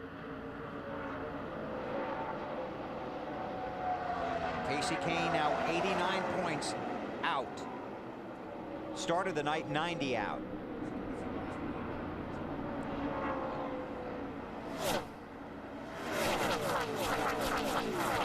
This would be for the lead. Boy, the fans on their feet here now. Going 3 wide, down into 1. Kyle Busch going for the lead as well. And so far, it looks like he's going to come out of turn 2 with it. See if they all come out of turn 2. They had a really good draft going down the straightaway, and he pulled out. He had a good run on those guys, and he pulled it off. And Kenseth working all over the back of the 8. At 43 of Bobby Labonte's the first car lap down. Looking back from Earnhardt at Matt Kenseth. Matt on Gordon. Bill not only is a 3-time California winner, chasing the race win, he and his teammates are also trying to lock themselves in for the $6+ million payday at the end of the season. But this was moments ago on the Gordon radio concerning his teammate Kyle Busch in the 5. Just do me a favor, that 5, he looks like he's a little loose on those new tires, so just do your best around him there, bud. Just be smarter than the rest. Pass a message along that I'm racing him the same way he races everybody else out here, and he better, that was a lesson is what that was, and needs to learn from it. And Gordon's car was loose right before that last pit stop. Steve Letarte made a small air pressure adjustment to try to help Gordon on exit. He said it was just too free when he tried to get back in the gas. Well, we saw Gordon get Kyle loose earlier in the race. Yeah.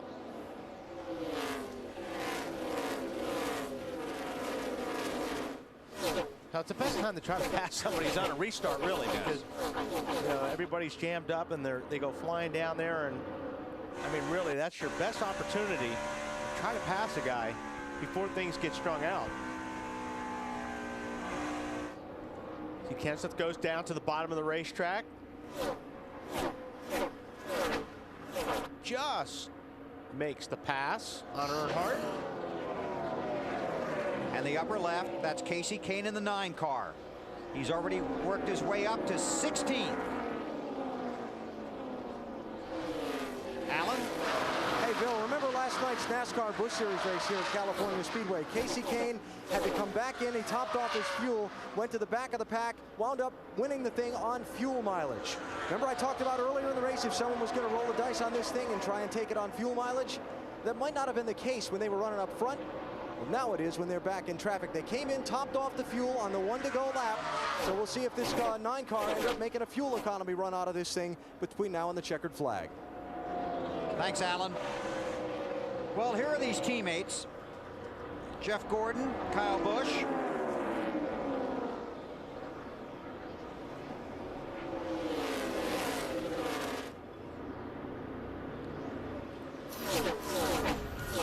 And that would be Kyle's brother in that 2 car. So Gordon back to the front.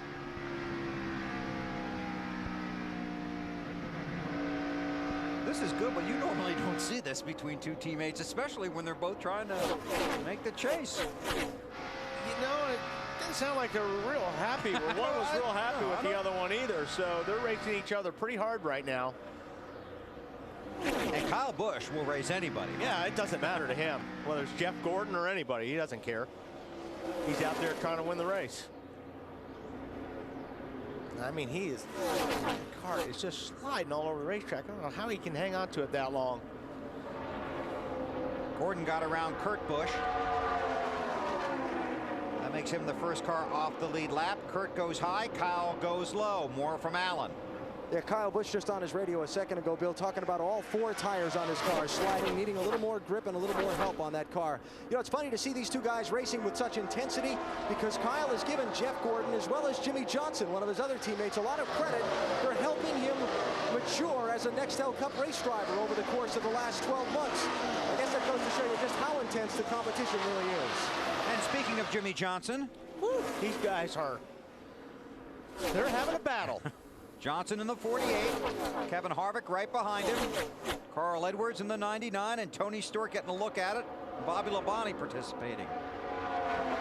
I don't know if he really wants to be participating, but how about Johnson, Marty? It's fun watching these guys race like this, isn't it, Bill? Yeah. And Jimmy knows this is a setup they want to use in the chase, so he is giving extremely detailed information to Chad Canals about everything this race car is doing, and it certainly has come to life since the sun's gone down. Dave? Harvick running behind him in the 29 car. Crew Chief Todd Berrier showed me his notes here from last year, page after page on his Excel spreadsheet. And the last note was, I quit. They finished 14th, which means they didn't quit, but it was a long process to get this car halfway competitive last year. No surprise, Dave, that Tony Stewart in the 20 car hugging the bottom, loves to run the bottom while other guys like the middle or top. Stewart diving on the inside of the 29. Now they went back up on the track bar the last stop, pulled a spring rubber out of the left rear, and made some big air pressure adjustments. The car just too tight, especially trying to roll through the center of the corner, knowing they're probably going to have one more shot at it. They took a big swing at it the last time just to see if that would really ignite this race car and find the balance that Stewart's looking for. And there's Casey Kane in the 9 car. He's worked his way up to 14th. Around Jeff Burton. On board with Burton. And Jeff Burton has slipped to 9th in the championship standings. So that's not only a pass on the track, but those are big points for Kane. Jeff Gordon is the race leader by about a second over Kyle Busch. So that's Matt Kenseth, Dale Earnhardt Jr., and Clint Bowyer with 80 to go at the California Speedway in Fontana. Welcome back to California. We're under caution. David Gilliland has just spun. That brought out the caution. Moments before that, Craig Biffle had to make an unscheduled pit stop for a flat tire. That's big because that affects his chances, even as slim as they were, making the chase. Here's Gilliland going around. Looks like he was underneath Waltrip, and he was just trying, you know, they were coming off the corner, and he was trying to turn the car down so he wouldn't drift up into Waltrip. And that brought out the caution. Pit road is closed. Jeff Gordon is the race leader, then Kyle Busch, Earnhardt Jr., Matt Kenseth, and Denny Hamlin. We'll sneak in a break, come back, see who comes to pit road with 77 laps to go at California.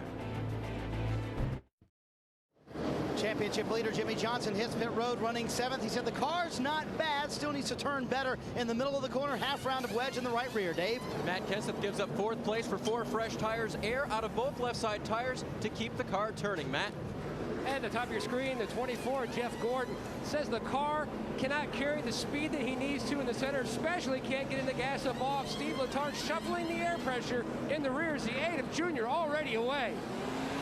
Kyle Busch in the center of the screen going to get a 4-tire change, but I suspect if you watch that picture on the right, you're going to see some 2-tire stops and some quick pit stops, shuffle the track position a little bit here. Yeah, exactly right, Alan. Different strategies because we hadn't had that many green flag laps. So this is another situation where some of the guys at the back are going to restart at the front because of pit strategy. That's how Casey Kane won the Busch race last night. Jeff Carr, Jackman for the number 1.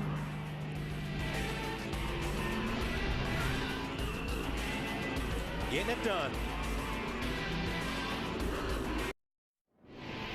NASCAR Nextel Cup Racing from California Speedway, brought to you by Nextel, only from Sprint. Get closer to the NASCAR Nextel Cup Series with Nextel. By Haviland Motor Oil, race-proven protection. By DirecTV, there's good TV, there's better TV, and then there's DirecTV. And by State Farm, great service and great rates. You can get it all from State Farm. Some developments here under caution. Jeff Gordon has been back onto pit road. A second stop. Matt has the story. Bill, his crew chief Steve Letarte, called him back to pit road, did not have all the lugs installed on the 24. Didn't want to take any kind of chance whatsoever, brought him back down. Still just under 80 laps left to race. A lot of points still at stake. Did not want to take any kind of chance to hurt themselves in the bigger picture. They know they can bounce back from this fairly easily, knowing how well that car was running before the caution. Came in as the race leader, currently scored 25th. We've seen this happen a few times this year with these guys where they run good, then they get back in traffic and they can't make it work. Right. So it'll be interesting to see if they do have a car good enough to where it'll be able to get through the traffic. That's what's important right now. 2 tires for Casey Kane. He runs second. 2 tires for Dale Earnhardt Jr. He scored as the race leader. Scott Riggs currently runs 4th, also 2 tires. And there's our Craftsman pit summary. Obviously Kane moving forward. Kyle Busch drops the spot, and Earnhardt Jr. with a 2-tire stop. Still under caution here at the California Speedway. Jeff Gordon at the back of the pack after having a fast car all night. Can he get back to the front? We'll see. Just a nice cool evening here in Fontana, California. It's cooled off to 93 degrees. Track temperature, though, from 128 down to 95. That's a big jump. That's a lot. Kurt Busch was the lucky dog. Dale Earnhardt Jr. is the race leader. 72. Jeff Gordon restarts 25th after loose lug nuts on his pit stop and a second trip down pit road. quite a few guys on that bottom lane that are a lap or more down. See Biffle down on the bottom right there, trying to get on the lead lap. Biffle, the first car, scored off the lead lap. There are 26 cars on the lead lap.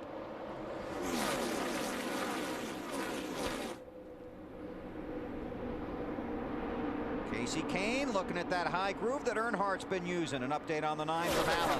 And looking to get the lead back here, Bill. Remember, Casey Kane shuffled all the way back to 24th place by the too fast entering pit road speeding penalty on the lap for 155 pit stop. I talked to his team director, Kenny Francis, about the right side tire only call on this pit stop. He said, we debated 2 or 4. When we saw the 8 car just get 2, that made our decision for us. They've got their track position back. Now they want the lead. Both those cars just 2 tires on their pit stop. Man, he had a run getting off of turn 2, and right now he's got the lead. He's got the 5-car Busch behind him. Casey Kane needs to slide up the racetrack a little bit to hold that spot. You've got it. Junior loses 2 spots in that lap. Kane doing a little drifting up the track there. Well, there's lots of it.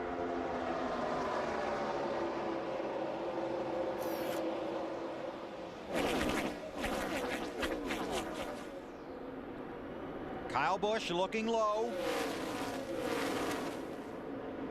Can't quite get there. Oh, Casey Kane a little sideways there off of 2.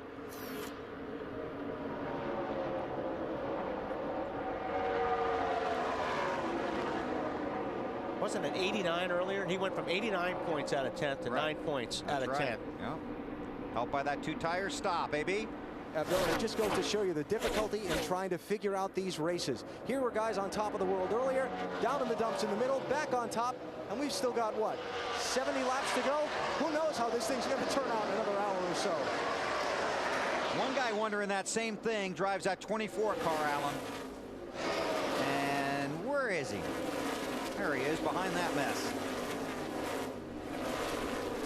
22nd spot, but a lot of traffic in front of him. And he was, you know, he was one of the fastest cars on the racetrack. Now he's a second slower than the lap times Casey Kane's run. This is for the lead. Kyle Busch. Boy, Biffle is doing everything he can to try to get on that lead lap. Easy now, bud. And he is on the lead lap right now. Had to pit with a tire problem under green. That's how Greg fell off of the lead lap. He's 27th, the first car 1 lap down. It's on the lead lap now. Right, when they get back to the scoring loop, he will be back on the lead lap in front of the race leaders. The 5 and the 9 racing for the lead. And you could see this for years to come in Nextel Cup racing.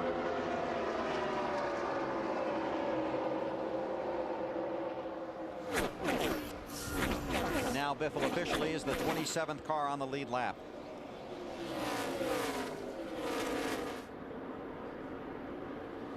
And he's out front. Yeah. So he's got clean air and a good car. And these guys are racing each other. Right. So that's going to help him. He's hoping they'll continue to do that. But he's got a long way to come around. I mean, obviously, he's looking for a yellow.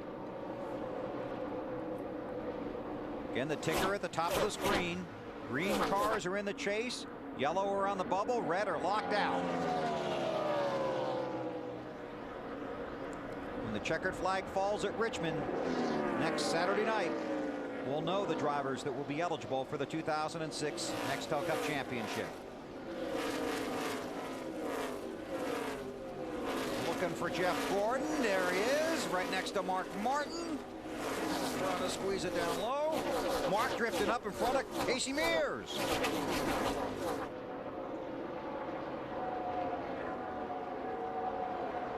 Matt. Bill back on lap 178. He restarted in 25th, quickly making his way back to the front. Air pressure adjustment by Letard and company, trying to tighten up the race car on exit. He was close to working by the 6, so Martin just couldn't quite do it. Marty?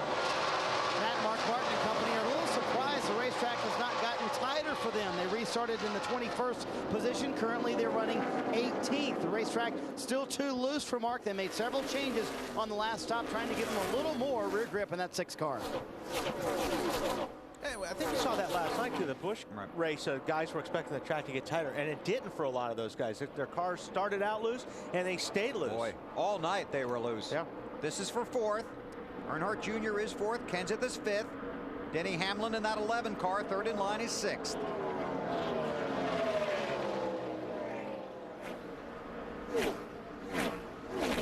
And right in front of them, Scott Riggs, who in that 10 car with a 2-tire stop. There's Riggs.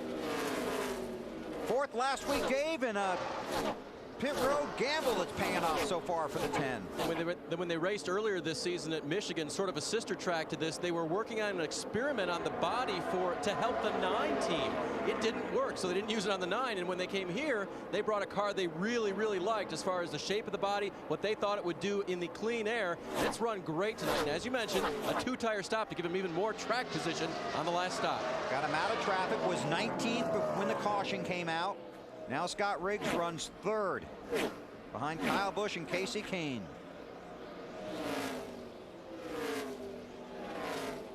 That 9 car has been good all night. Right now it's good after a 2-tire stop. He leads by 1.2 seconds. We'll take you through the field when we come back to California on NBC. The caution has just come out here at California for debris on the racetrack. Casey Kane is the race leader. The fun continues next weekend on TNT when we go to Richmond. We'll have Bud Pole qualifying on Friday night, followed by the NASCAR Busch Series race. Our coverage begins at 6 o'clock Eastern time.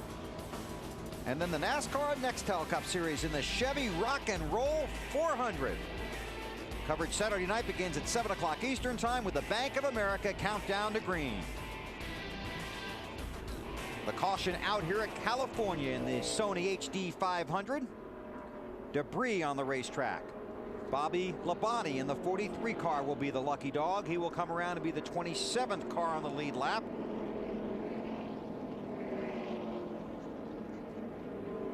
And let's see, Mark Martin is 17th. Jeff Gordon has worked his way to 19th.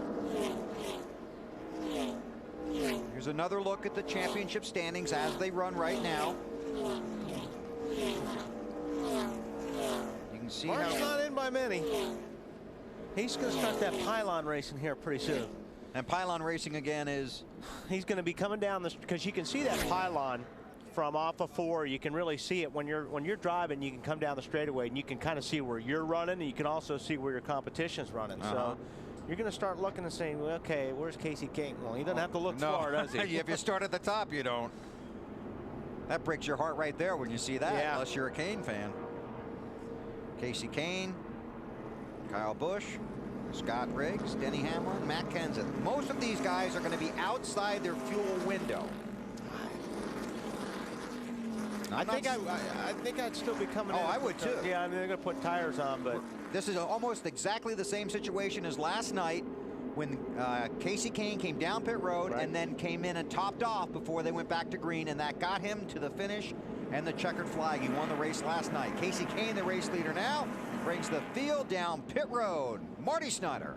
Doing it from here, though, Bill, would be a little bit more of a gamble than it was last night. A little bit further to go for these guys. Jimmy Johnson described this car as edgier in turn 3. They're going to undo the last adjustment they did and go up one round on the track bar, Dave. Scott Riggs puts it in the hands of his crew now. 4 tires, this time like everyone else. A little bit tight in the center, slight air pressure adjustment. Matt. Right before the caution, Tony Stewart took the 7th position away from Dale Earnhardt Jr. Now the recent changes they made to the 20, not long enough to know if it's really helped. They're going to make a slight track bar adjustment. They still haven't got the tightness out of the center, Alan. Going to be a 4-tire change for Casey Kane. Dropped his pit road speed reading by 100 RPM on this set to make sure they stayed safe on NASCAR. Going to be some guys get off pit road ahead of him. Looks like we've had some more 2-tire stops, huh? I would think so. Mark Martin appears to be the first car off of pit road. It's like a couple of close calls there, too. Sure were. That was that Carl Edwards I saw that was leaving? He had to stop. Was that his teammate, probably, I think, that came in. There you go. Is that Elliott? Yep. Sadler? Yes. 19 car? Yeah. Carl Edwards. There goes Casey and Riggs. Kenseth. and some of their friends. Dale Earnhardt Jr. loses a few spots. The running order when we come back to California. Time for our All-State Good Hands Driver Award. And watch what happened here on pit road. Greg Biffle heading for his stall. Carl Edwards trying to get out of his. Carl hard on the brakes, makes the nice move. Lets Biffle slide in front of him. He gets our Good Hands Award, but you know what he gets for that? He loses a couple of positions coming off of pit road. A couple spots to Mark. You see Mark there on the left, gets by. And I think that's Elliott Sadler that gets by. But no damage to the car. 2 tires for the 99, 2 tires for the 19. So it's Mark Martin with a 2-tire stop, the race leader. Then Elliott Sadler, Carl Edwards, Joe Nemechek, and Casey Kane, the top 5. Riggs comes out 6th. Kenseth, Hamlin, Johnson, and Tony Stewart. Our Napa Field summary. All 43 cars are still running. There are 27 cars on the lead lap. Our Napa Field summary here at California. Mark Martin is the race leader. Some guys on the edge of their fuel window, 55 to go, and we get the green.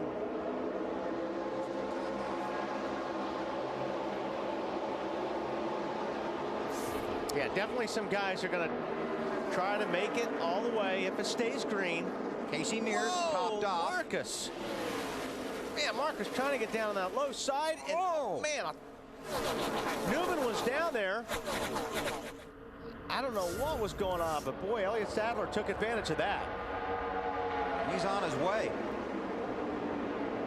That might get Mark fired up a little bit. Yeah, I don't know if Mark knew the 12 was down there or not, because he was trying to go to the low line, and he was almost leaning his left rear on Newman's right front fender. That could have been big. Yes. There were a few fast cars coming in a hurry behind him, weren't there? That's Terry Labonte in the 44 car on the inside. He's 1 lap down. More on Mark Martin from Marty. Well, let's talk about those 2 tires and why they decided to take them. Remember, they had the problem with the right front fender earlier, Bill. Got mired back in traffic. The car has not been as good as it was early in the race. Pat Tryson said, you know what? Take the 2 tires here, see what happens, see if we can get our track position back. Obviously, the car extremely loose for Mark right now, hard to hang on to. And for Elliott Sadler, they've gotten better all night long. They said 2 tires, why not? We were looking at top 20 at best earlier tonight. Casey Kane under Mark, and that's 4 tires against 2 right there. And it's just, you know, what we talked about earlier too, Bill, I mean, we really haven't heard much about Elliott Sadler all night. Now he's clicking off the fastest lap. It's so important to be out front in that clean air. He was fastest that lap by a bunch. And all those cars that are off the lead lap mix in with the lead lap cars, and that makes it that much tougher to get back to the front. So Mark's 2-tire strategy working for now, at least. Yeah, it might be pretty good for him. Don't forget, you got Jeff Gordon back there.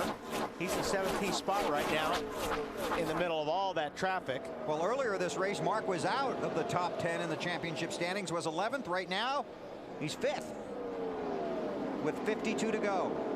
Just want to make sure we get it in that Casey Mears did come back in and top off in that 42 car. And we heard from pit road their plan is to go the distance. They're going to need a few caution flag laps to help them, though, I would think. We'll see. There's Jeff Gordon, 17th.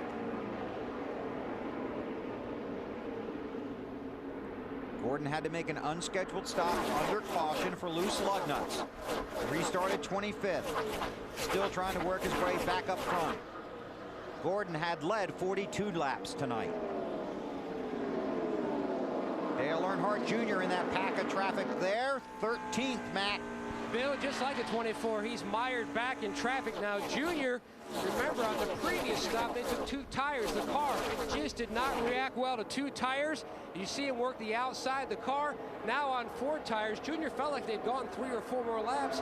The car was really starting to come to life. There's a 31 Rockets on the bottom. But the one thing that Junior's got going for him, Matt, is that he's running higher, or he's got that high line down, and nobody else is really running up there. Where guys like Jeff Gordon are running where there's 30 other guys running. Right. So the one thing about Junior, he may be able to pass a lot of cars because he's one of the few guys running that really high line.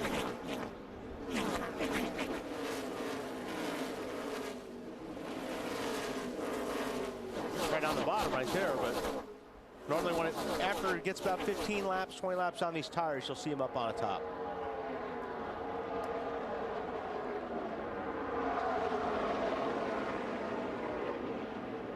Junior right now 10th in the championship standings. 50 to go.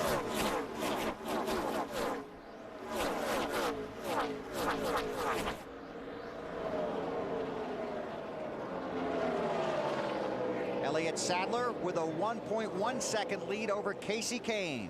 Snyder? You guys remember earlier we were talking about how Elliott was going to try Casey Kane's setup and just see what happened. And in the beginning of the race, they didn't look that good, and Elliott was really complaining about the race car. In fact, at one point, Ray Evernham came on the radio and said, listen, let's just get a top 15 out of this thing tonight. But now with the two-tire change, that's what makes it so great. They had nothing to lose. Take the two tires, get out front in that clean air. As you said, Wally, makes all the difference in the world. Alan? And Casey Kane's team director, Kenny Francis, debating with Casey during the caution laps before the pit stop whether or not to make any changes to this car. Kenny said it was so fast, I'm afraid to touch it. Then just before the car hit pit road, they decided on a small adjustment to try and keep up with track conditions. Casey now running in the second position after getting shuffled back a little bit from the other guys who got two tire stops a minute ago. And he has clinched the 5 bonus points for leading the most laps, so 5 bonus points for Casey Kane. And you have Evernham cars running 1st, 2nd, and 4th right now. Elliott Sadler, Casey Kane, and Scott Riggs. Casey Kane's a little bit faster right now than Elliott Sadler. I would pretty much look at him taking the lead here in the next 5 or 6 laps easily. Yeah, for a Sooner. With those 4 tires, he's pulling up on the 19 in a hurry. That'll be for the lead. Evernham cars running 1st and 2nd at California.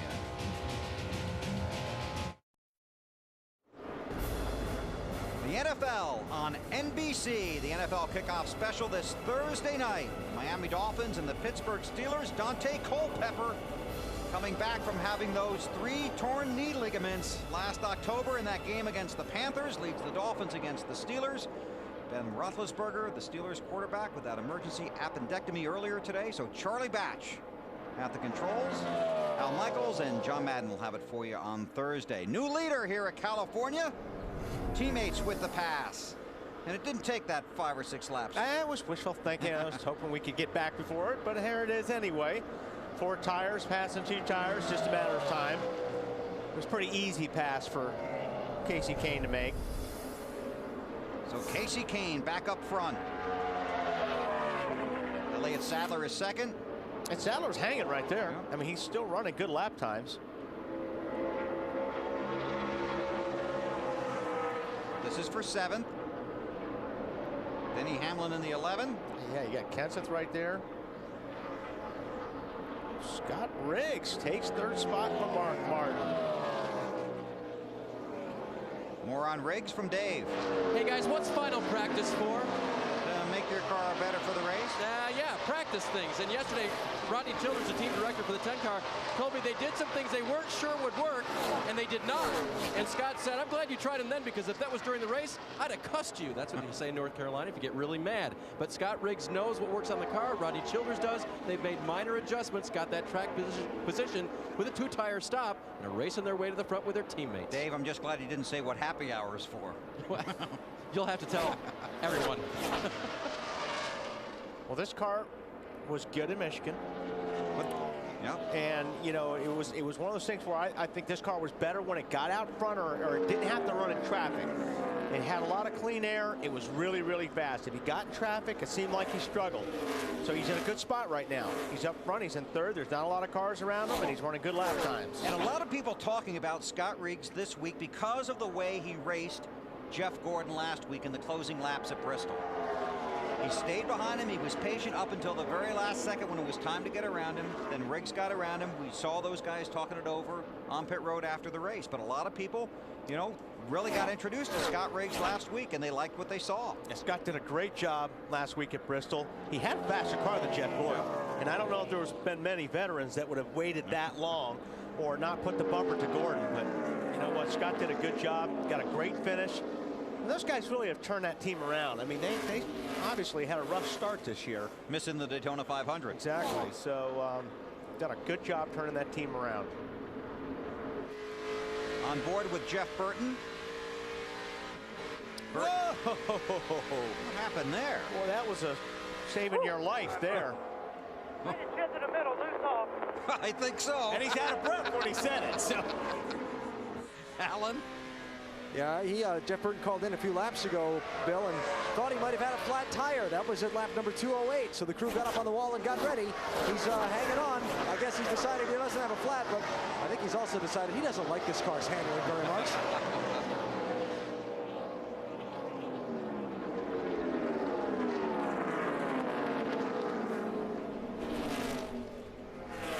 and this is just a part of the races these guys have struggled lately. I mean, you know, they've been good to start in the middle, and then they get down to the finish or the last 20, 30 laps of a race, and they lose a lot of spots. They lose a lot of ground. We talked about it at Indianapolis and at Bristol. The car just got tight. They couldn't get it out of it. It cost them a lot of spots.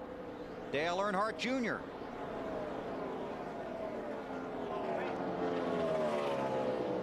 More from Matt. And Junior just made his way around the 01 and Nemechek, who had to pick because he had a cut left front tire. Junior says the car has really come alive up top in the Richard Petty lane. Steve Beal, his spotter, cheering him on, trying to work his way back up to the front. He's got the 20 right ahead, trying to reel him in to pick up another spot. And right behind him is that 24 car. And who was fastest last lap? Like that 24 car was that last lap, and you know, he's gotten through the traffic, and like I said, it seems to have had some issues there earlier in the year with that, but they've got their car working right now, and he did get through traffic. He's in the 11th spot right now. Matt, you got something on Jeff?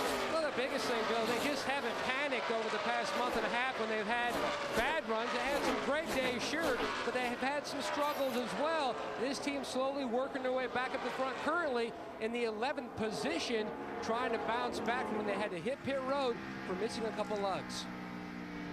Jeff Gordon missed the chase a year ago, trying to race his way into it tonight. But everybody is chasing Casey Kane. Leads his teammate Elliott Sadler by 1.8. His other teammate Scott Riggs runs third. Evernham 1-2-3 at California. Here's one you don't want to miss. Next Saturday, 3:30 Eastern Time, Penn State at Notre Dame. Number 19 against number 2. Penn State with a big win yesterday, and Notre Dame with some gutsy play calling by Coach Charlie Weiss and some excellent execution on the field. Got their win on the road, come from behind. Penn State and the Irish next Saturday, NBC. Casey Kane, the race leader. Let's go through the field in the Sony HD 500. Here's Alan Bestwick. Yeah, if you haven't been with us all night, Bill, let me tell you about Casey Kane's night. He started 9th, he raced his way up to the lead. Then from the lead, he got a pit road speeding penalty that knocked him back to 24th at lap 156. Got from up to 12th on the track under green, up to 2nd on a right side tire only stop, shuffled back to 5th by other guys getting right side tires, raced his way back to the lead. Woo, my notepad's busy, Marty. Alan, has been much less eventful for his teammate Elliott Sadler. They ran about 20th for most of the night. The car would not handle, extremely loose. The sun went down, the car got better. They took on 2 tires, have made it to the front. They're about 3 laps short on fuel, though. That's the only problem, Dave. And that's what we're going to be watching with everybody. The 17 restarted 7th all the way up to 3rd now. That car has come alive in the nighttime. They've saved the best for last tonight. As far as the 10 car, he got slowed up by the 44. The lap car of Terry Labonte got very tight behind his race car.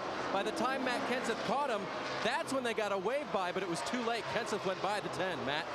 And Dale Earnhardt Jr. just told his crew chief, Tony Eury Jr. says this car is just turning so well in the center of the corner and is great on exit, and it shows on the stopwatch as the car turning great laps, moving his way to the front, currently 5th, AB.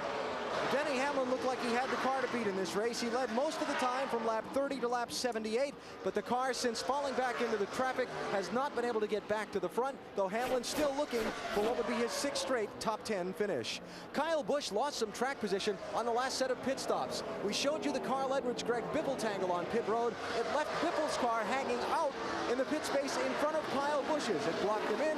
He lost some spots getting off pit road. He was back to 11th after the stops, Matt. Fuel's still a question for just about everybody. If you can see the 24, Jeff Gordon, one of the fastest cars on the racetrack, rebounding from their miscue on pit road. probably one of the top 3 cars speed-wise on the racetrack right now, Marty. Mark Martin started 38th tonight, Matt. He blasted his way up to the top 5. Then they damaged the right front fender, and he spent most of the night running about 20th. 2 tires on the last stop, though, and they're back in the top 10 and back in the chase for the championship, Matt. 2 tires on the last stop for the 99 of Carl Edwards. Got him in track position, but then slowly has begun to fade. Back in the 10th position, about 5 laps short of making it on fuel. Tight in 1 and 2, loose down in 3 and 4. Snyder? Jimmy Johnson said earlier this week, I want to challenge the 17 team and the RCR teams in these final 2 weeks going into the chase for the championship. We need to build momentum. Currently, Johnson in 11th with a tight race car. Matt? Tony Stewart's fallen out of the top 10, currently in the 12th spot. The entry still loose, the exit still loose, but they just cannot get a handle on the center of the corner, slowly beginning to fade. After having a loose race car all night, Kevin Harvick's car finally went to the tight side. They made an adjustment last time, restarted 12th, but really haven't gained any. In fact, have lost a position and should be between 4 and 5 laps short on fuel. Alan? Tell you about Greg Biffle's night. He bounced off the wall, damaged the body earlier, then cut down a tire at lap 172. He got back on the lead lap. He's picked his way back up to 14th, but he says his car's just kind of sliding around, Dave. The 41 car, Reed Sorensen, well, he's driven past 8 cars since the restart, and he topped off with fuel. He'll be better than anybody else, Alan. Well, Jeff Burton, after thinking he had a flat tire, back at lap number 204, still riding it out. You see he's back in 16th position.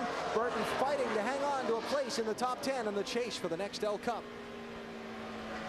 We're going to see a lot of gas and goes. Yeah, we saw that in this race 1 year ago, almost the same scenario, and then it ended under green-white checkers. Yep. Casey Kane, the race leader, 25 to go at the California Speedway. You're watching NASCAR on NBC.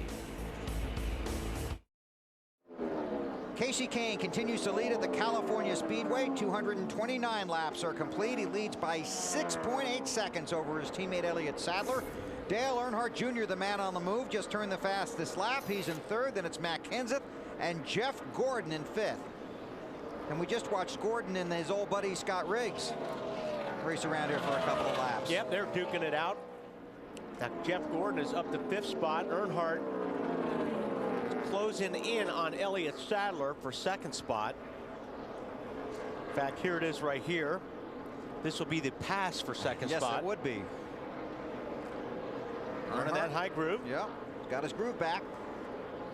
And like I said, that's really good for him to work that groove, because like I said, nobody else has been running that groove. So if everybody else is running the middle of the bottom, he's running where everybody isn't. Greg Biffle on pit road. They had topped off under the last caution, but as Alan had talked about, his car not handling very well. AB? Yeah, going to take a gamble here. They weren't going anywhere on the track, so they're going to come in, a quick chassis adjustment and 2 tires for Greg Biffle. See if the fresh tires help them gain some time on the other guys that are going to be out there running on older tires after their splash and dash for fuel. Yeah, we're in a situation where most of these guys, basically just about everybody's going to have to do a splash and go. Marty? Wow, we got tires changed. Yeah, and what the 16 and 48 teams are trying to do while they're trying to force everybody else's hand by pitting early, taking on 2 tires. Jimmy Johnson's car too tight, pounding the right rear. They're also up on the track bar, and they were 9 laps short, so they had nothing to lose. Short pit here. Now they'll force other cars to pit with them. 19 laps to go.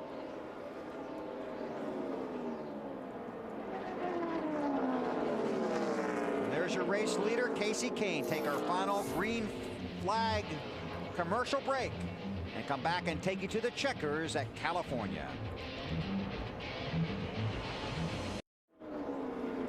Casey Kane is the race leader here at California. 15 laps to go.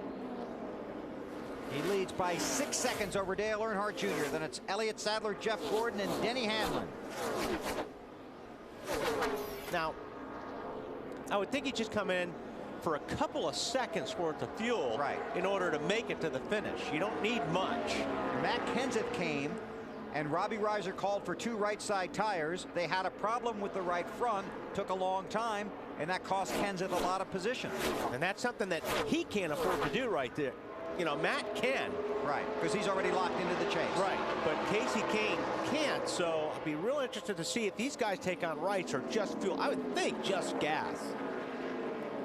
Right now, Casey Kane 11th in the championship standings, 39 points out of 10th. The top 10 drivers make the chase. Casey Kane is the race leader. Kane has led 127 of the 236 laps tonight.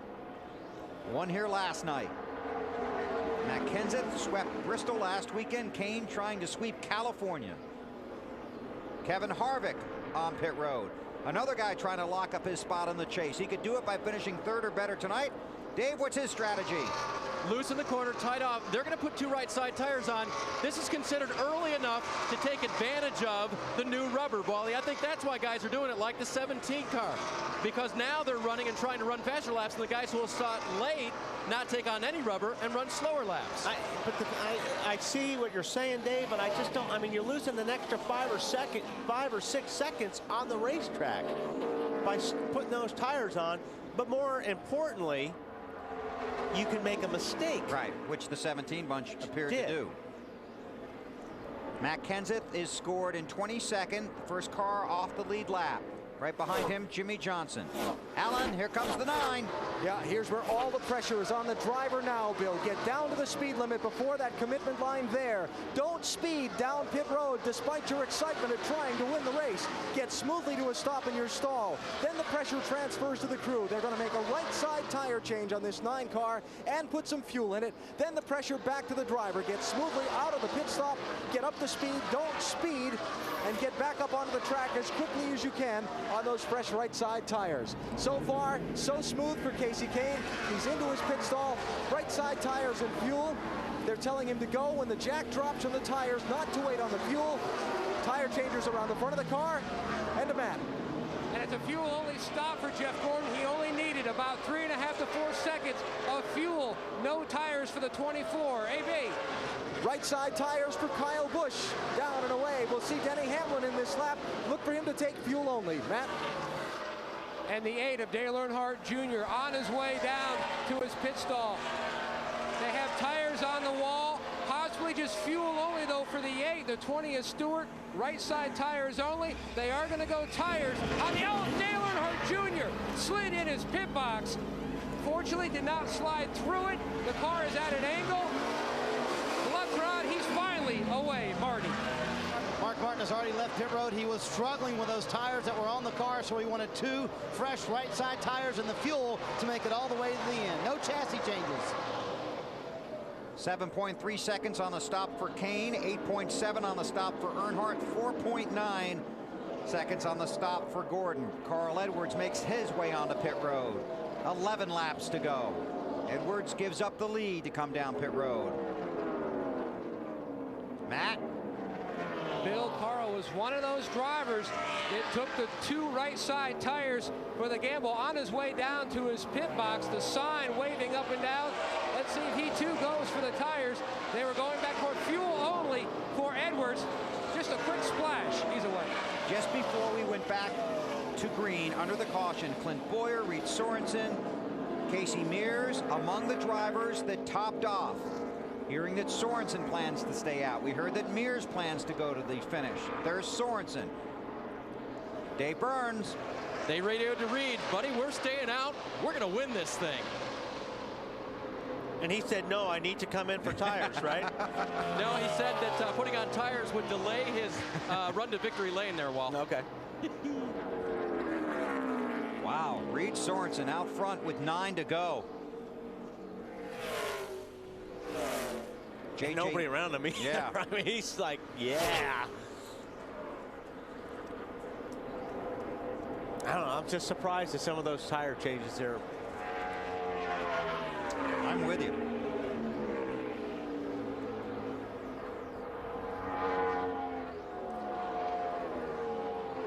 Reed Sorensen looking for his first NASCAR Nextel Cup Series win.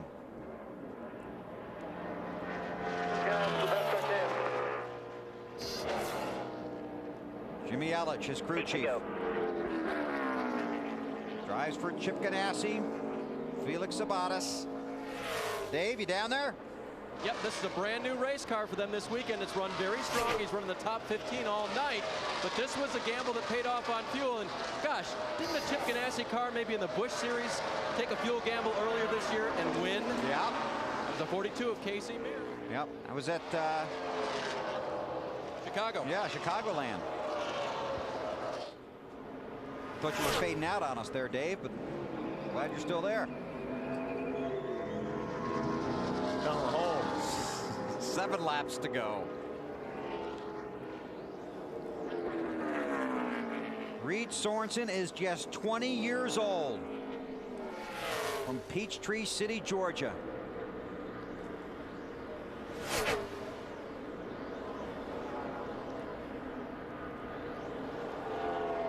Sorensen leads. An update on Casey Kane in 4th from Allen.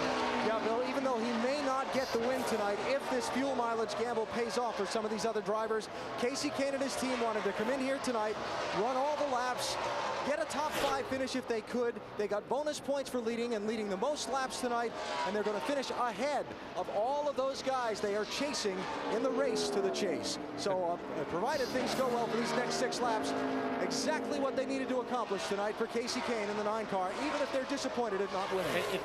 It is a great finish for them, but they're going to lose this race like they won it last night. Right, but they may not. I think these guys, it's going to be a lot closer for these guys. You think so? Yeah, than it was for him last night. Right now it's Sorensen, J.J. Yaley, and Clint Boyer running the top 3.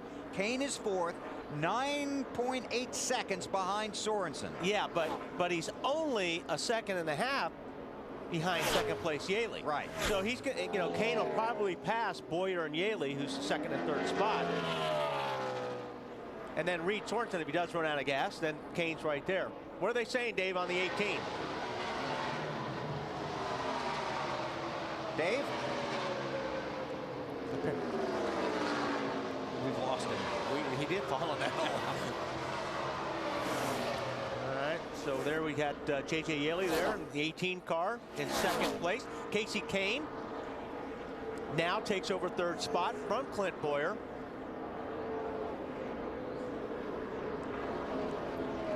Sorensen. 4 to go this time.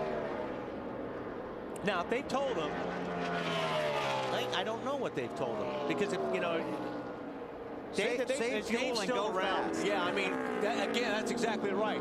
David, they told him, okay, you got fuel, go for it, or we're just going for it. Go for it and pedal easy. Okay. Now, we've had a discussion about long gears before. What does pedal easy mean, Wally? You and your long gear. Save fuel. Save fuel, Reed. You can make it, but save some. J.J. Yaley on pit road. Sorry about that earlier. They were short, and they just stopped for a second here and threw fuel into the 18 car. Casey Kane has made his way to 2nd, as Wally said he would. And he was a second a lap faster than Reed Sorensen. That's not going to be enough, but only 3 to go. But if this guy bobbles just a little bit, Reed Sorensen, Casey Kane's going to be there to pounce, Alan. And he just came on his radio, Wally, and asked his team director, Kenny Francis, is the 41 going to make it? And Kenny's answer was, I don't know. I don't know. I just saw a car down low. I'm not sure who that was, but that could have been somebody running out of fuel. J.J. Yaley. More on Sorensen, Dave. Okay, new definition for pedaling. They said, Reed, pedaler good, pedaler big. Here comes the 9 car. I guess pedal it means drive hard. Well, you may as well, because you're not coming in. Stanley, still got 6 seconds, 2 more to go. So obviously they made a decision. They're going to run out or they're going to win this thing trying, so. See if it'll pick up. Don't worry about that long gear is what I'm saying, Dave. Reed Sorensen, just 1 top 5, 5 top 10s he's out of gas. this year. He's out of gas. Where's out of gas, Jimmy? And watch Casey Kane come roaring by in that red car. They gambled and lost. Casey Kane to the lead, and will come to the white flag this time.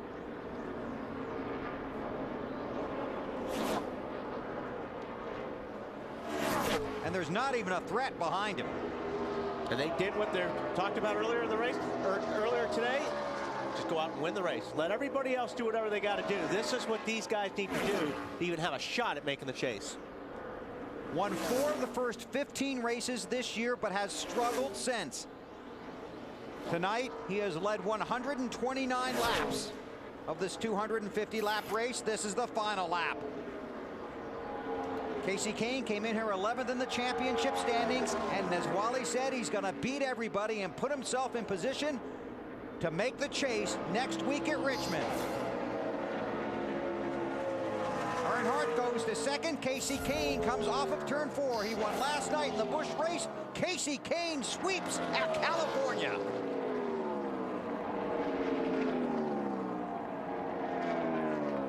Good run for Earnhardt Jr. And Clint Boyer. Yeah, those guys. Earnhardt's going to feel a lot better after tonight with his record here in Fontana going into Richmond next Saturday.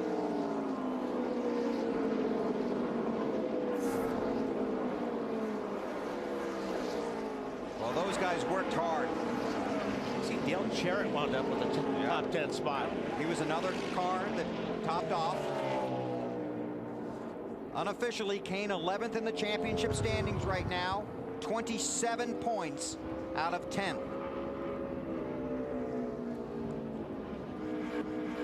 No driver clinched tonight. But Matt Kenseth has assumed the championship lead by 16 points over Jimmy Johnson. To pit road, and here is Matt Yoakum. Every win is special, but every win is important. As they put Kenny Francis, Big Tank Probus. Kenny, can you describe how important this win is for this team tonight? That's the biggest win of the year so far. You know, we got to race our way into this thing, and tell you what, the guys did a great job. Casey did an awesome job driving tonight. Just unbelievable. I don't know what to think. I don't know what to think. That's great.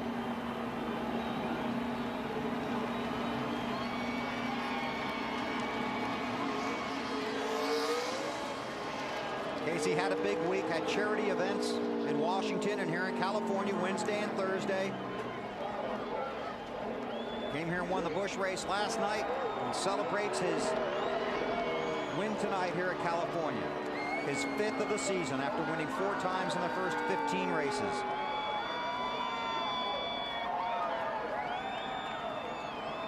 Big win for him. Big night for Ray Evernham and Evernham Motorsports.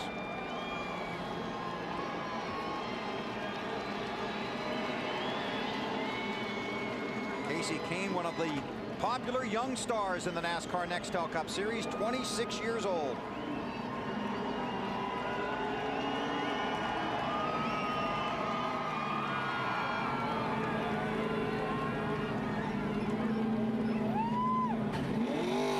He's got the checkered flag.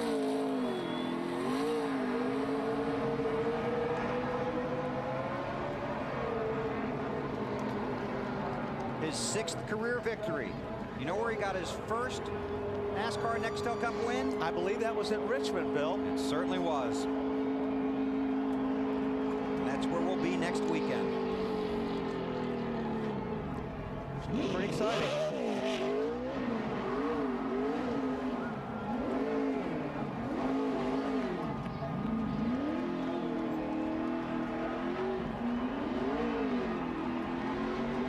Why the engine builder has a nightmare. Yeah. All right. He heads for victory lane. We head down to Dave Burns. With Dale Earnhardt Jr., who has a big smile on his face after that. Glad to come out of here with 2nd place going into Richmond. Sure, yeah. This is my best finish here, so we're glad really to get a 2nd anywhere, but especially California, these kind of racetracks, we've really turned that around. I'm really proud of my team. My car was great. Congratulations to Casey. And maybe we won't be battling each other for the chase. Maybe we'll both make it.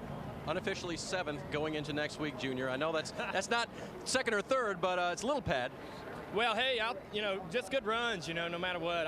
It's 1 week at a time, and having a good finish is having fun, and that's what it's all about. And I don't really get into the pressure of the chase or trying to make the chase. The pressure is trying to run good, no matter what. And I'm happy for my team. Everybody, Tony Jr. made great calls. My team did great. I can't say enough about DEI and my team. I mean, they've really done everything that they could for me this year, and I'm so proud of them. A big West Coast rebound for the 8 bunch. Matt? And Jeff Gordon unofficially will leave Fontana 4th in the championship standings. Jeff, what a drive from 25th all the way back up to 5th. Yeah, it certainly was. I hate that happened to us. We had a great car and we're in great position, and you know, we just wanted to be safe, and we had such a good car that we were fortunate to be able to drive from the back up to the front. But I just got to thank Steve and all the guys making great calls, great pit stops on the DuPont Chevrolet Monte Carlo. And, you know, I knew that 9 car was the car to beat, and we had them in our sights at times, and I guess we should feel pretty fortunate to come home 5th. First top 5 here in 2.5 years for Jeff Gordon. Alan? And in victory lane, where Casey Kane is cooling down and getting ready to climb from his car. It's going to be a happy place here.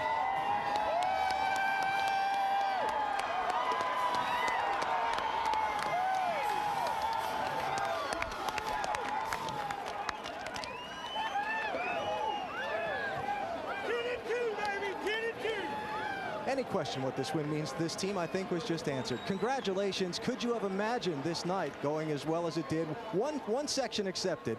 Could you imagine the night turning out like it did? Not really. This was an unbelievable night to fall down a lap there. I just got over the speed limit. I didn't even notice it. I think it was just that close. We were right on the edge, and these guys fought back, had great pit stops. Dodge dealers, UAW Dodge Charger was really fast all night, and we got better when the sun went down for sure. I just can't thank this team enough. They worked their butts off trying to get us back in this chase, and this is the only way we can do it, is to lead the most laps and win a race, and at least it'll give us hope at Richmond next week. When you got the penalty and were shuffled back to 24th, was there ever a thought of, okay, it's over tonight? No thought at all. I was all out, man. We had to get back to the front, and Kenny did 2 tires. I think I passed about 10 cars, and then we did 2 tires and went from 12th to the lead, or to 2nd behind Junior, and then battled by Junior and led some laps. So awesome engine, Evernham engine, the best engine I've ever had, and just everybody that supports this team, Stanley, McDonald, Siemens, the UAW, they're all great people. Hopefully we can make the chase for them. You're now 11th in points as you were, but you're now just 30 behind 10th place going to Richmond. A thought?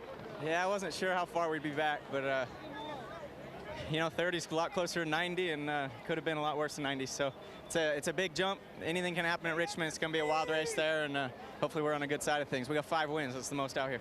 Congratulations on a great night. Thanks a lot. Casey Kane, winner tonight in California, and a huge win, Bill. A big hug from his mom. NBC Sports live in Fontana, California for the Nextel post-race report. We continue our coverage with Dave Burns. And with Carl Edwards now, who pulls down a 4th place finish.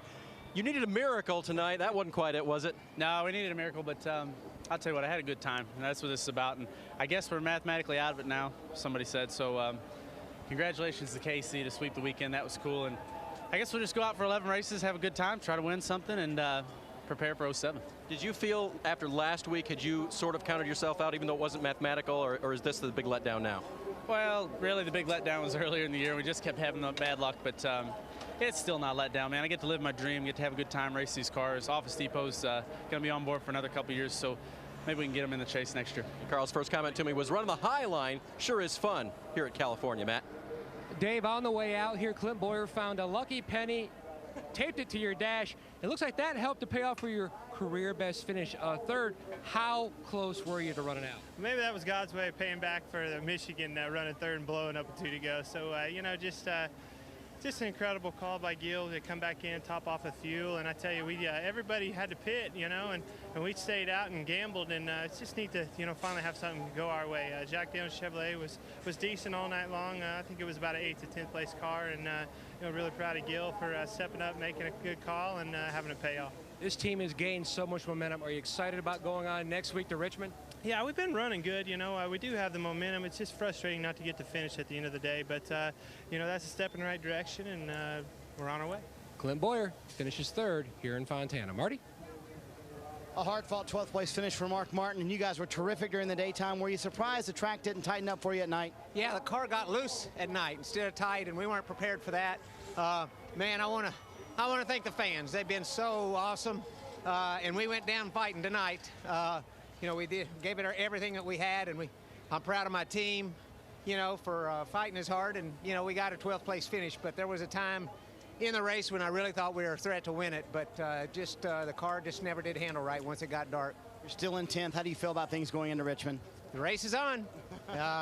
You know, I've been fighting and gouging in that 6 car for 19 years, and you know, I'm gonna fight and gouge till the very end, no matter what happens with the chase. You know, it's been a great year with AAA and all, and I'm gonna go down swinging. It's gonna be fun next Saturday night. with team owner Ray Evernham. Ray, watching your team under the circumstances they faced all weekend and performing tonight, what are your thoughts? That's the way champions act. You know, they're good under pressure, and they knew they had to come here, lead the most laps, and win the race, and run good up front all night. And then, you know, to have them run 1, 2, 3, I think it's the first time in my history that we had the cars running 1, 2, 3, and it was just really great to see. It shows how hard the guys are working together. And you know, thank the Dodge dealers and UAW and Valvoline and everybody for sticking with us. From a team owner's perspective, the guy that has to deal with the sponsors, how important is next week to you? It's important, you know, obviously, but every win's important. You know, if we make the chase, great. We've got to go and do the same thing next week, but we also know where we were weak and what put us in this position. And, you know, we're going to work on it. We're doing all we can do, and that's all you can do. And just want to let the White family know that we're thinking about them, and we miss you, Kevin. That's the tire specialist for the team who was not here. His mother passed away earlier this weekend. Bill? Thanks, Alan. Here are the unofficial results from tonight's race at the California Speedway. Casey Kane started 9th at Charlotte and won. This is the first time he started 9th since then and won. Led the most laps. Got himself in position to get into the chase. Junior, Clint Boyer, Carl Edwards, Jeff Gordon gets 5th. Matt Kenseth comes back for 7th. Dale Jarrett topping off. Got himself a top 10. Jimmy Johnson 11th. Elliott Sadler wound up 13th. He was obviously one of those guys that did take tires. It was fun watching Scott Riggs up front. He ends up 17th. There you see Jeff Burton in the 16th spot. One of the guys trying to lock into the chase. Jimmy McMurray comes home 20th. Reed Sorensen. They went for it. Yeah, he did. Finishes 21st for the effort.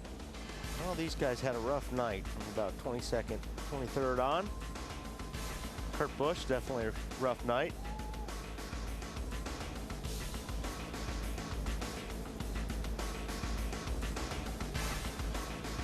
The rookie David Gilliland from the 32nd spot.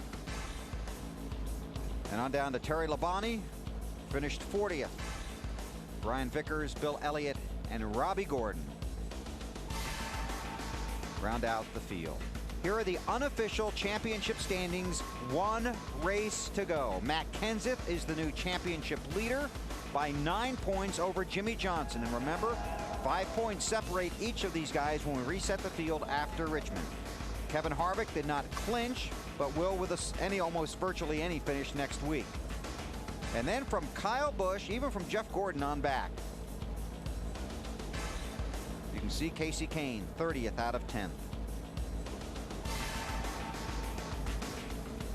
Marty Snyder. Well, Bill, early in this race, it looked like Kyle Busch was the man to beat. What happened late in the race, though, Kyle? We just kept missing a handle on the car at the end of the runs. You know, the car was very, very fast in the beginning. We could kind of take off and lead for a couple laps or whatever, but then we just get a little bit loose off the corners. So it was a good run for the Kellogg Chevrolet, though. That's all we needed. We just need to keep fighting the way we've been fighting with top 10s and top 5 finishes, and that's as good as we had for them tonight. But, you know, it's kind of weird coming down to the end of races like that, having to fend off by fuel mileage or tires at 4 or 2, whatever. But still, all in all, hopefully it's a good show for the fans. We had fun inside the cars, and ended up being a good, cool night. So we'll go on to Richmond. 5th in the championship standings heading into Richmond. How do you feel about things? I feel good about Richmond. You know, 3 runs there, we finished better than 5th all 3 times. So if we can go there and do what we've done the past 3 times and just have a good, solid run again, you know, I think we'll be fine. And I think you'll see the number 5 Kellogg Chevrolet strong in the chase and going to Loudon trying to win that thing. You going to worry about points for the next 7 days? You can't. I mean, all you're going to do is just put your stomach and everything else into an uproar. So you might as well just go after it and do it when you get there at Richmond. Kyle Busch 5th in the championship standings, hoping his place in the chase is secure. Dave? And Denny Hamlin, you know, reasonably secure. I guess the one thing is, though, that a great finish here, and you get to go home next week. Yeah, it's good to go home and finish this thing up. And we're looking at it as we got 11 more, not 1 more. So, you know, we feel like we're you know, good enough to make this chase, and you know, kind of sick of finishing 6th all the time, but I'd like to have those top 5s, but still a great run for us. This is a race that had a lot of strategy going on at the end. How did you feel overall performance-wise with your team tonight? To have a top 5 car all night long, especially when you know, this goes from day to night, is extremely odd, and you know, I think the 9 had the best car all day. We just you know, came up a little bit short, but I'm very proud of the whole FedEx team and all the effort they put in. And you feel like you've been pacing yourself enough to have enough juice for the last 10? Yeah, I was digging just as hard as I could. I was just upset to see that scoreboard, and we were in the teens or something after we've been running top 5 all day with those guys trying to risk it on fuel. But you know, a few of them beat us on fuel, but still 6 is not bad. All right, Virginia native Denny Hamlin goes home next week, tries to improve his position even more. Bill? Thanks, Dave. Unofficially 102 points from 4th to 11th. And guys like Kyle Busch can say they're not going to be thinking about it between now and the time to get to Richmond. They are going to be thinking about it. I don't care what they say. And as soon as the interview was over, yes, he was thinking about it then. It'll be a long week for those guys, and barring a tie mathematically, only 10 of these 11 guys are going to make it. Carl Edwards and Craig Biffle mathematically eliminated tonight. So it's 11 guys for 10 spots when we go to Richmond, Virginia next week. One of the most exciting tracks on the NASCAR Nextel Cup circuit. The final race before the chase begins. Should be fun. It's a combination short track and super speedway. So almost anything can happen there. You can get caught up in somebody else's mistake, or your car could go away. Yeah, there's a lot that can happen, but I'll tell you one thing about Richmond. You'll definitely see great racing. I mean, it's a fun race to watch. It's a fantastic track. And we'll go there next week. You'll see it on TNT. Our coverage begins with Bud Pole qualifying on Friday night. Casey Kane in victory lane, his 5th win of the season. And he puts himself in position to get into the NASCAR Nextel Cup chase for the championship next week. He's 11th behind Burton, Martin, Stewart, Hamlin, Earnhardt, Busch, Gordon, and Harvick. Johnson and Kenseth already locked in. It's a track where Casey Kane got his first Nextel Cup win, and he'll be looking for his next Cup Series win when we get there and drop the green flag on Saturday night. And we'll look forward to having our buddy Benny Parsons back with us when we get to Richmond next week for all the action. So these guys are going to take some photos. We'll go through post-race inspection, and then they will start worrying about what can happen next week at Richmond. TNT's your home for NASCAR next weekend. Friday's coverage starts at 6 p.m. with Bud Pole qualifying, followed by the Busch Series race. Then it's the final race before the chase, the Chevy Rock and Roll 400 from Richmond. Our coverage begins at 7 o'clock Eastern Time with the Bank of America Countdown to Green. Coming up next, except on the West Coast, it's your late local news. So Casey Kane comes to California, wins the Busch race on Saturday, and does what he has to do on Sunday night. Takes his team and his hopes to victory lane. He's got one more crack. Enjoy your week, everybody. These guys will be sweating it, and we'll be ready to rock and roll at Richmond next weekend.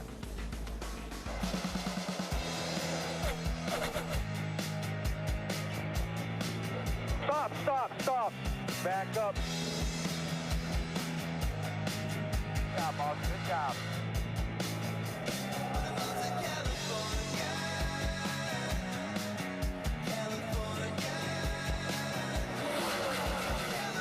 He won last night in the Busch race. Casey Kane sweeps